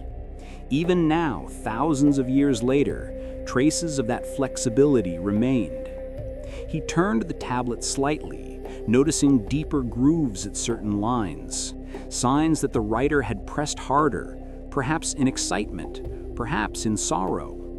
For a moment, Woolley felt as though he were holding not a tablet, but a pulse, a living sentiment fossilized in clay.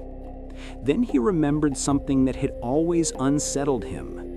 Half of all Sumerian tablets ever found remain untranslated. The symbols on them sit in libraries and storerooms, waiting in silence, waiting for someone to speak their names again. Woolley wondered what stories they held. Lost lullabies, forgotten prayers, arguments between neighbors about goats or gardens, or perhaps somewhere in that silent half, the key to understanding how language itself began. The thought filled him with a soft ache, an ache not of loss, but of longing. There is something profoundly human about wanting to understand voices that can no longer answer. He lifted the tablet slightly, letting the lantern light glide across its surface. The sign shimmered faintly, and Woolley felt as though the clay was whispering. Not words, not meaning, just presence. A reminder that language is not only communication, it is companionship across time, a bridge the dead built for the living. The more he reflected on it, the more Woolley realized that the evolution of Sumerian was not simply a linguistic event. It was a turning point in the human story. When pictographs became cuneiform, humanity learned not only to record the world, but to shape it, to argue with it, to describe dreams and fears and silent questions. And every language that came after, Akkadian, Babylonian, Assyrian, Aramaic, Hebrew, Arabic, Greek, English, carried some faint echo of that awakening. Even the alphabet you and I use today is a distant descendant of that first moment when someone in ancient Sumer pressed a reed into clay and discovered that thought could be held. Woolley placed the tablet back beside the others and leaned into the cool desert air. Above him, the stars shimmered, silent, ancient, endlessly patient.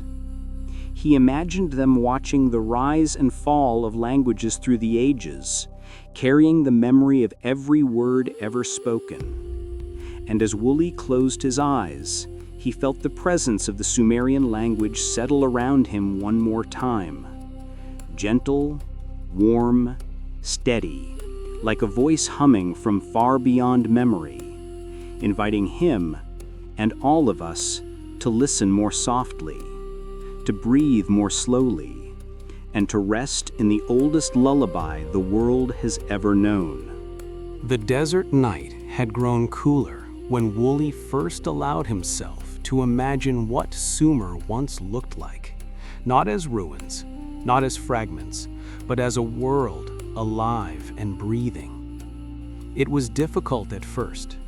The present-day landscape around him was a quiet stretch of sand and cracked earth where even the wind seemed to move with hesitation. But beneath that stillness, he knew, lay the shadows of cities that had once been filled with footsteps, voices, music, and the soft hum of everyday life. The lost cities of Uruk, and Eridu were not merely archaeological sites. They were echoes, vast, resonant, patient, waiting for someone to hear them again. Woolley closed his eyes and tried to picture as it must have appeared nearly 5,000 years earlier. Not the broken walls he had uncovered, not the collapsed chambers and exposed tomb shafts, but the living city. Torches flickering along broad avenues, merchants calling out prices, children chasing each other past mud brick houses, priests moving through temple courtyards with slow, deliberate grace. The air would have been thick with the scent of date palms and bitumen fires, and somewhere in the distance, musicians would pluck gentle notes from lyres carved of wood and shell. He imagined the great ziggurat rising above everything, its tiers glowing gold in the sunlight. At night, it must have looked like a staircase carved for the gods. But of all the wonders of it was the royal cemetery that lingered in Woolley's thoughts, a labyrinth of burial chambers untouched for millennia. When he first descended into the tomb of Queen Puabi, he felt a mixture of awe and stillness wash over him, like stepping into a preserved dream. Gold helmets shaped like delicate crowns, beads of lapis lazuli in deep ocean blue, jewelry so fine it seemed impossible that human hands had crafted it. And the standard of a mosaic panel depicting scenes of war and peace, rested against one wall like a silent witness. The war panel, with its chariots and spearmen, showed the world's earliest known military formation. The peace panel, with its banquet and musicians, showed the rhythm of life that persisted even in the aftermath of conflict. Woolley remembered how quiet he had felt standing there. Even now, the memory seemed to soften his breathing.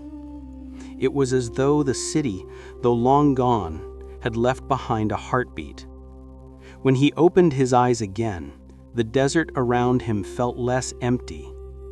Cities do not disappear, he thought. Not truly. They sink, they sleep, they wait. And despite the centuries, still whispered, still shimmered beneath the sand like something dreaming. Woolley lifted another map from his satchel, a faded parchment sketch of ancient Mesopotamia, and traced his finger north toward Uruk, the city of Gilgamesh, the city said to have been one of the first great urban centers in human history. Over 50,000 people once lived behind its massive walls so wide that legends claimed they were built with divine assistance. Woolley knew the stories were exaggerated, but as he imagined the city illuminated by oil lamps and moonlight, he couldn't help wondering whether some parts of the legends held truth. After all, how could a civilization so advanced appear so suddenly? The archaeological layers revealed no slow evolution, no gradual learning. It was as though someone had pressed an entire culture into existence all at once. Streets, temples, laws, writing, everything arriving fully formed. The thought made him inhale slowly, the way one breathes when encountering something vast and unexplainable.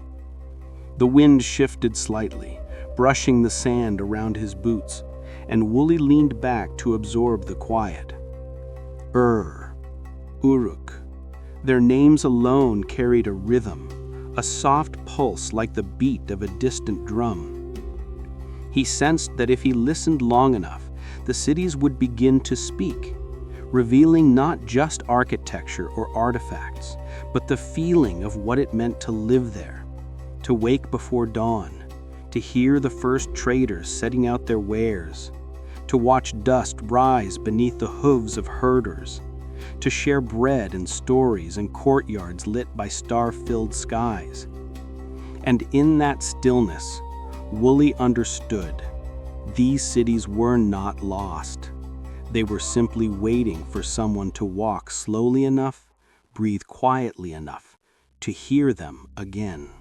Woolley let his gaze drift over the map once more, his eyes settling on a place even older than and Uruk, a place that scholars called the First City, though its ruins were so quiet now that few people remembered its name outside academic circles. Eridu, the cradle of beginnings, the place where, according to Sumerian myth, civilization itself had descended from the heavens like a gentle mist. Woolley had visited the site only once, but the memory clung to him the way certain dreams do, not vivid, but persistent, settling into the corners of the mind and resurfacing at strange, thoughtful moments. He remembered how the ground felt beneath his boots, not harsh, but soft, layered by countless generations of human footsteps. The wind there moved differently, carrying with it a faint whisper that seemed older than the sand. The ruins were low, just outlines of temples and dwellings, but Woolley felt something radiant beneath them, something ancient enough to have witnessed the very first spark of human organization. He approached the remnants of Enki's temple, the place where the god of wisdom and water was said to have guided the earliest kings. The structure was simple, but the air around it felt charged, as though the walls still remembered voices speaking prayers into the quiet dawn light. Woolley imagined what Eridu had looked like at its height, more than 6,000 years ago. A small settlement by today's standards, but immense for its time. Clusters of reed huts, smoke rising lazily from hearths, and fishermen hauling nets from the marshes, and priests carrying jars of water believed to hold purifying power. Life must have moved gently there, shaped by the rhythms of the wetlands. The marshes that surrounded Eridu were a world of their own, shimmering under the sun, rippling softly beneath the stars, rich with reeds that whispered when the wind passed through them. Woolley could almost hear it now, that soft hush, like breathing. It was comforting, almost hypnotic. The same rhythm he sensed in the ancient tablets seemed to pulse through this place as well, linking language, cities, and the land itself into one quiet continuity. And yet, as Woolley studied the archaeological records, he noticed a perplexing truth. There was no gradual climb to complexity here, no long ladder of evolution. Instead, Eridu appeared suddenly as a fully formed settlement, complete with temple structures and social organization, just like just like Uruk. It was a pattern that defied expectation, a pattern that made him pause at night and ask questions into the dark that no one could quite answer. How did a civilization so advanced rise from the wetlands without earlier prototypes to guide it? Why were there no half-steps, no transitional sites showing the slow growth most cultures experienced? It was as if the cities of Sumer had emerged the way stars do, quietly, fully illuminated, without warning. Woolley didn't leap to mystical conclusions. He wasn't searching for miracles, but he couldn't ignore the strangeness of it. Sometimes the archaeological record looked less like a timeline and more like a doorway, one that opened suddenly into a room already furnished, already lived in, already humming with life. As the night breeze pressed against him, Woolley felt that doorway again, not literal, but sensed, a subtle shift in the air that made him wonder if he was standing at the edge of something immense, something that reached further back than the written record allowed. His lantern flickered. In the distance, a faint echo, perhaps just wind moving through collapsed corridors, sounded almost like footsteps. Slow, distant, each one softened by 6,000 years of quiet. Wooly listened, letting the rhythm pull him deeper into the desert calm. These cities were not dead, he realized. They were sleeping. They were waiting.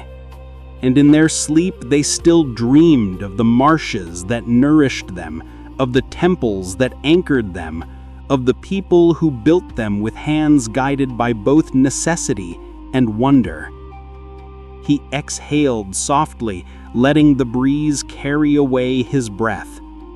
The desert loosened its silence, settling around him like a vast, warm blanket. And in that moment, as he looked again at the names Uruk, Eridu, he felt something gentle awaken, not loud enough to be called a message, not concrete enough to be evidence, just a feeling, a suggestion, a quiet invitation to keep listening. As the last of the lantern oil burned low, Wooly lifted his head once more toward the horizon, where the desert blended softly into the night. He imagined, as he often did, how many more cities lay hidden beneath that quiet surface. Cities whose names were forgotten, whose stories were sealed away under layers of silt and time. Recent satellite images had already revealed hundreds of new silhouettes under the sand, ghostly outlines of walls, canals, and streets that once carried the footsteps of tens of thousands. The desert, Wooly knew, was not empty. It was storing memories. Every collapsed wall was a sentence. Every buried foundation was a breath, and the dunes that moved in slow waves across the plain were like pages turning in a book that could only be read by those patient enough to listen. Yet as he studied these emerging forms, something else tugged at him, an old question that had followed him from one excavation to the next. Why did these cities arise so suddenly? Why did they appear fully formed with organized streets, temples, and knowledge systems, as if someone had whispered instructions into the ears of early builders? He considered Uruk, the city of Gilgamesh, once the largest in the world. It was not simply big for its era, it was impossibly ahead, constructed with an understanding of urban planning that should have taken generations to refine.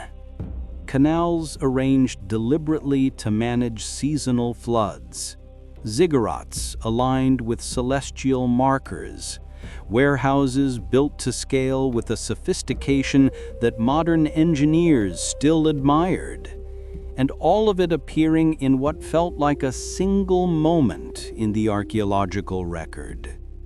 Wooly knew the mainstream explanations: environmental pressures, agricultural surpluses, the slow coalescing of tribal groups.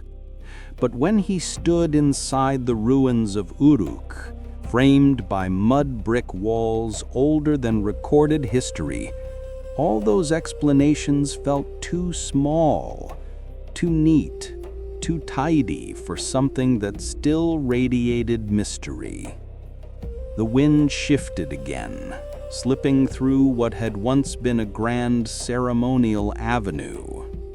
Wooly let the sound fill him, imagining the footsteps that once echoed there, priests carrying offerings, traders from distant lands, children running under the sun, scribes sharpening reeds for writing. He wondered how many stories those walls had absorbed, how many voices still lingered just below the threshold of hearing. He imagined Eridu's priests standing barefoot in the marshes, their reflections trembling beneath them as they gathered water for rituals. He pictured the royal tombs of glowing under lamplight, gold artifacts shimmering like frozen sunlight. And he wondered if the people who built these places ever sensed that their cities would one day become puzzles for strangers in the future. Strangers who walked quietly, respectfully, searching for pieces of their truth. The night deepened around him, warm and serene. Wooly's heartbeat slowed to match the rhythm of the desert, the same slow pulse he had felt in every ancient ruin he had studied. It reminded him that while the cities themselves were old, the human impulse behind them was familiar, almost intimate. The desire to build, to belong, to leave something behind. Perhaps that was why these lost cities still felt alive. Not because their stones remembered the past, but because the minds that had shaped them shared something universal with those who now rediscovered them. Across thousands of years, there was a quiet handshake between builder and archaeologist, between ancient dreamer and modern listener. Wooly closed his notebook gently. He knew he would return to these thoughts many times: the sudden rise of cities, the absence of transitional sites, the mystery that threaded through every uncovered tablet and foundation. But for now, he allowed the desert to lull him, its silence like a soft tide washing across his senses. The stars above glimmered where ziggurats once reached toward the heavens. Somewhere beneath his feet, an undiscovered city might be waiting, its walls cradled in darkness, its streets wrapped in a sleep untouched for millennia. And as Wooly breathed in the night air, he sensed something subtle and comforting. These lost cities were not asking to be solved. They were asking to be remembered. As dawn touched the edge of the desert with a pale silver glow, Wooly remained seated beside the excavation trench, his hands resting quietly on the wooden crate where fragments of ancient tablets lay waiting for their next cleaning. He wasn't reading them now. He was simply listening, not to the wind, though the wind carried its own soft melody through the dunes, and not to the distant call of morning birds above the marshes. What he listened to was gentler than either of those things, quieter, older, like a faint thread humming beneath history itself. It was the sense that everything he had uncovered, Ur's royal tombs, Eridu's first temples, Uruk's towering walls, was part of a legacy still unfolding. A story that had never truly ended, only changed shape as it traveled from one era to the next. The more Wooly studied these cities, the more he realized they weren't relics, they were roots. Roots still feeding the modern world in ways most people never paused long enough to notice.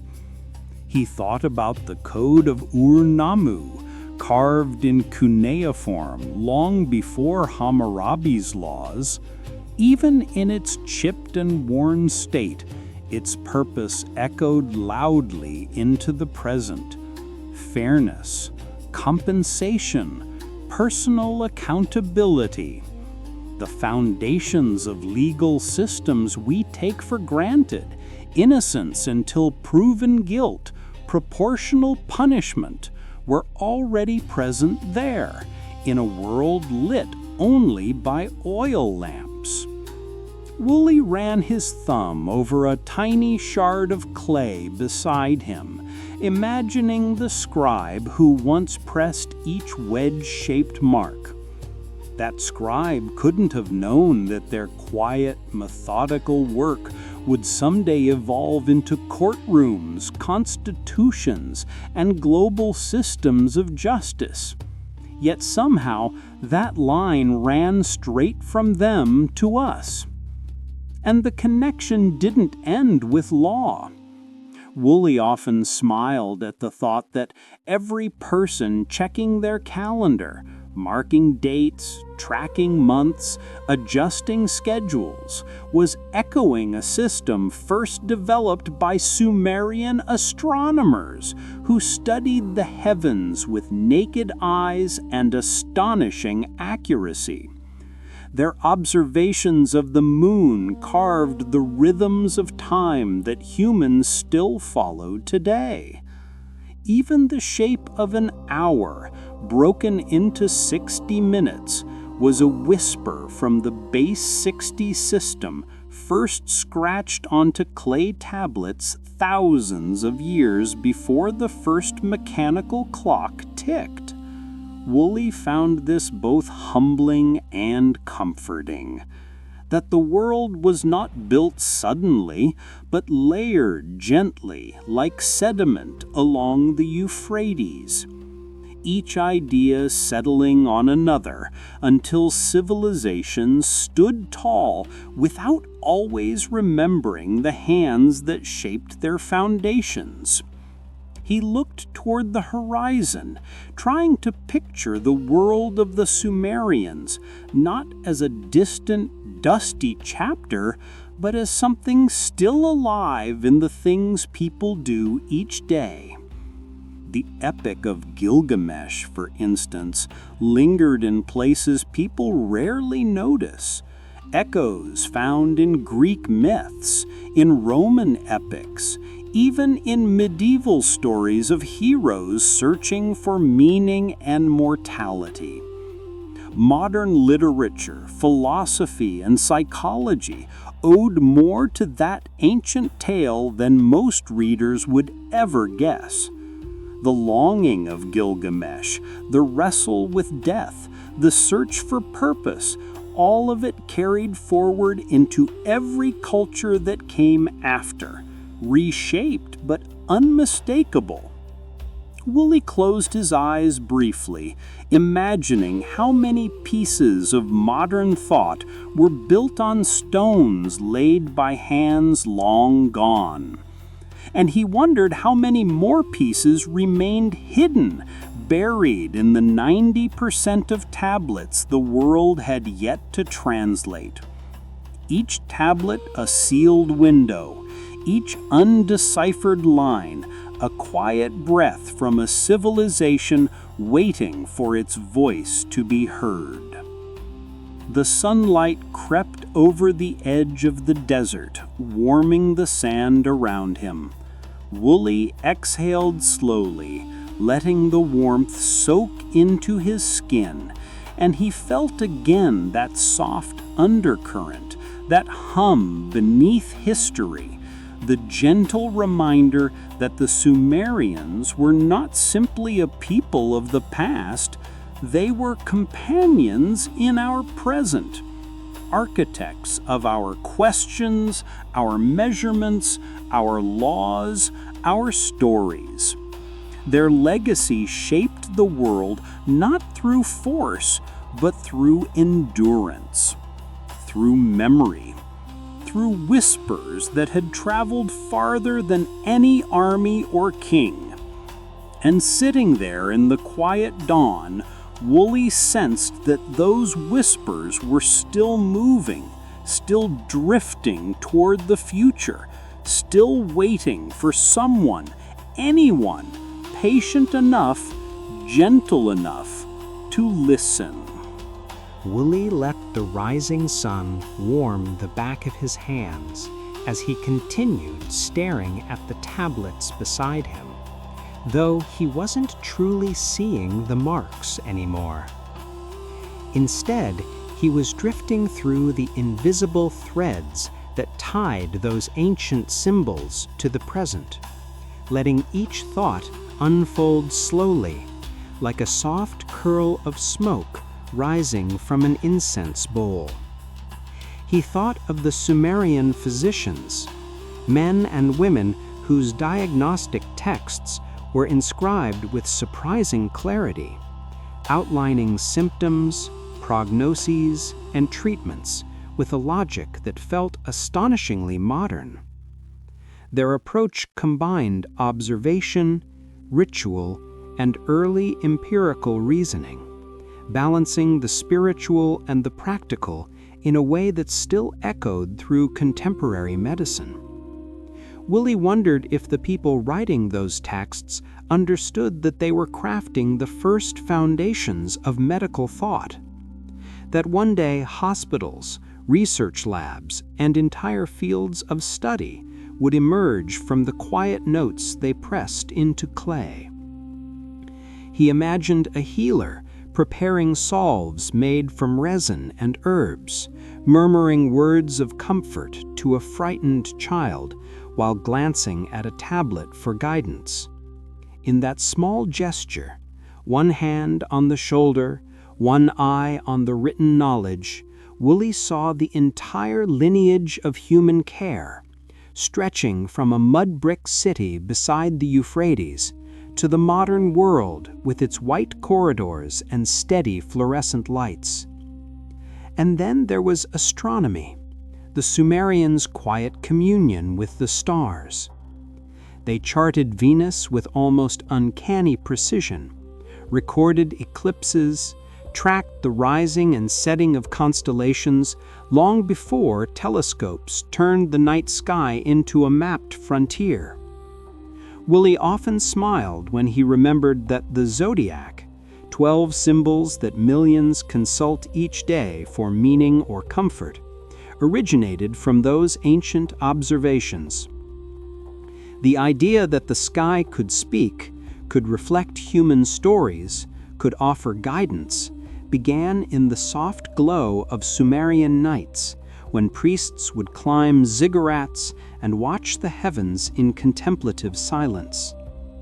That silence, Wooly felt, was still alive in every person who paused under the night sky and felt something indescribable stirred inside them, a longing, a sense of connection, a quiet awe. Perhaps the Sumerians felt the same.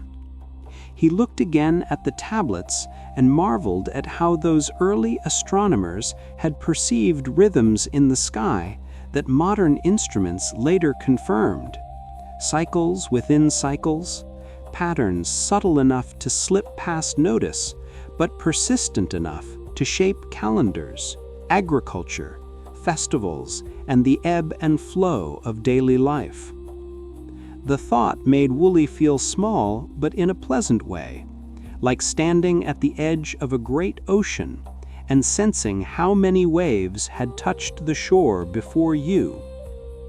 Yet even as he felt the immensity of this heritage, he found comfort in the knowledge that the past was not unreachable. It was woven gently into the present, into the way people tell stories, measure time, heal one another, and gaze at the stars. Wooly ran his hand gently across a half-buried brick near his feet. It was rough, chipped, unremarkable to anyone walking by. But to him, it was part of a continuum, a physical reminder that the world had been built from countless small acts of attention, insight, and devotion. And somewhere in that continuity, another thread lay waiting: the philosophical musings of the Sumerians, some of the earliest recorded reflections on existence itself. He remembered a tablet that asked, in a trembling line of cuneiform wedges, "Why do we live? Why do we die?" It was a question as old as thought, a question that crossed cultures and millennia. Woolley exhaled softly as he considered how these ancient writers had wrestled with the same mysteries modern minds still circle: the fragility of life, the ache of longing, the search for meaning. Across thousands of years, it seemed, nothing had changed in the core of the human spirit. The tools changed, the languages shifted, the landscapes rose and fell, but the questions remained. And in those questions, Woolley sensed a bridge, connecting the first thinkers of the ancient world to the last curious minds of today. The desert wind brushed past him again, carrying grains of sand that sparkled in the morning light. He watched them fall and scatter like tiny stars, and for a moment he felt as though he were sitting between worlds, one world ancient and sleeping, the other modern and restless, each reflecting the other like parallel rivers flowing silently toward the same sea. Woolley closed his eyes, letting the hush of the desert settle deeper into his breathing. The Sumerians were not distant, he realized. They were here, woven into every calendar, every law, every story whispered before sleep, every upward glance toward the constellations that once guided them. Their legacy was not a relic, it was a pulse, a quiet heartbeat beneath civilization itself. And in that moment, Woolley felt that heartbeat echo through him. The morning light grew stronger, casting long, pale beams across the excavation site. Yet Woolley felt no urgency to rise. Instead, he remained still, breathing slowly, letting the warmth settle into the quiet spaces inside him. It was in this calm that he finally understood the truth that had been forming in him through years of digging, dusting, deciphering, and dreaming. The Sumerians were not simply a chapter in history. They were a presence, a thread woven so deeply into the fabric of human life that most people touched it every day without knowing. When someone asked a question about purpose, they echoed the ancient thinkers who first carved those questions into clay. When someone looked up at the night sky for comfort or guidance, they stood in the footsteps of the first astronomers who read the heavens like a living scroll. And when someone felt the weight of law, of fairness, of justice, they brushed against principles first tested in the oil-lit rooms of long crumbled cities. Woolley lifted one of the tablets from the crate, holding it gently as if it were something alive. The marks were faint, worn by centuries of handling and burial, but the meaning pulsed beneath the surface like a quiet heartbeat. He imagined the scribe who made those marks, someone who had no idea their thoughts would survive thousands of years, carried like embers across the long night of time. That was the true wonder of Sumer, not their inventions alone, nor their architecture, nor their myths, though all were remarkable. What moved Woolley most was their voice, the way it reached across 40 centuries with a softness that felt almost familiar, almost human enough to touch his shoulder and whisper, "We were here. We wondered too." The desert winds softened as though listening. Woolley let the tablet rest on his lap as he gazed toward the horizon, where faint ridges of land hinted at more secrets hidden beneath sand and silence. He knew that 90% of Sumerian texts were still unread, untranslated, untouched by modern eyes. Whole libraries of thought lay asleep under the earth, waiting for the right hands, the right patience, the right curiosity to wake them. The idea didn't frustrate him. It soothed him. Some stories were not meant to be rushed. Some truths needed time, the same way seeds waited in the soil until the season was right. Perhaps humanity was not yet ready to understand everything the Sumerians had recorded. Perhaps those ancient voices would rise slowly, in gentle intervals, offering their wisdom only when the world grew quiet enough to hear it. Wooly closed his eyes, imagining the cities he had walked. Glowing in moonlight, Uruk towering with ziggurats shadowed by stars, Eridu whispering through reeds along the marshes. They were no longer ruins to him. They were memories with walls, dreams with foundations. And though their people were gone, their presence lingered in every sunrise, every written word, every measurement of time. Slowly, he placed the tablet back into the crate, brushing a final trace of dust from its surface. The gesture felt like closing a book, not because the story had ended, but because the reader needed rest. The past would wait. It always did. The desert around him shimmered softly, as though nodding. Wooly leaned back, letting his breath deepen, letting the ancient world around him blur gently into the morning haze.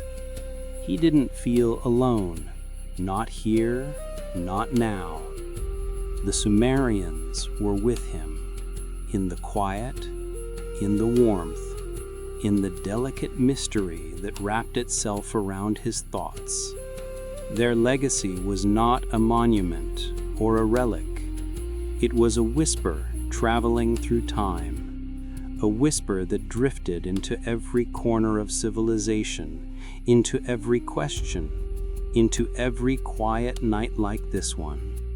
Wooly let that whisper wash over him, slow and steady. And as the sunlight brightened, he felt a peaceful certainty settle through him, soft enough to carry into sleep, strong enough to last beyond waking. The Sumerians had never vanished. They were still speaking. And all humanity had to do was listen.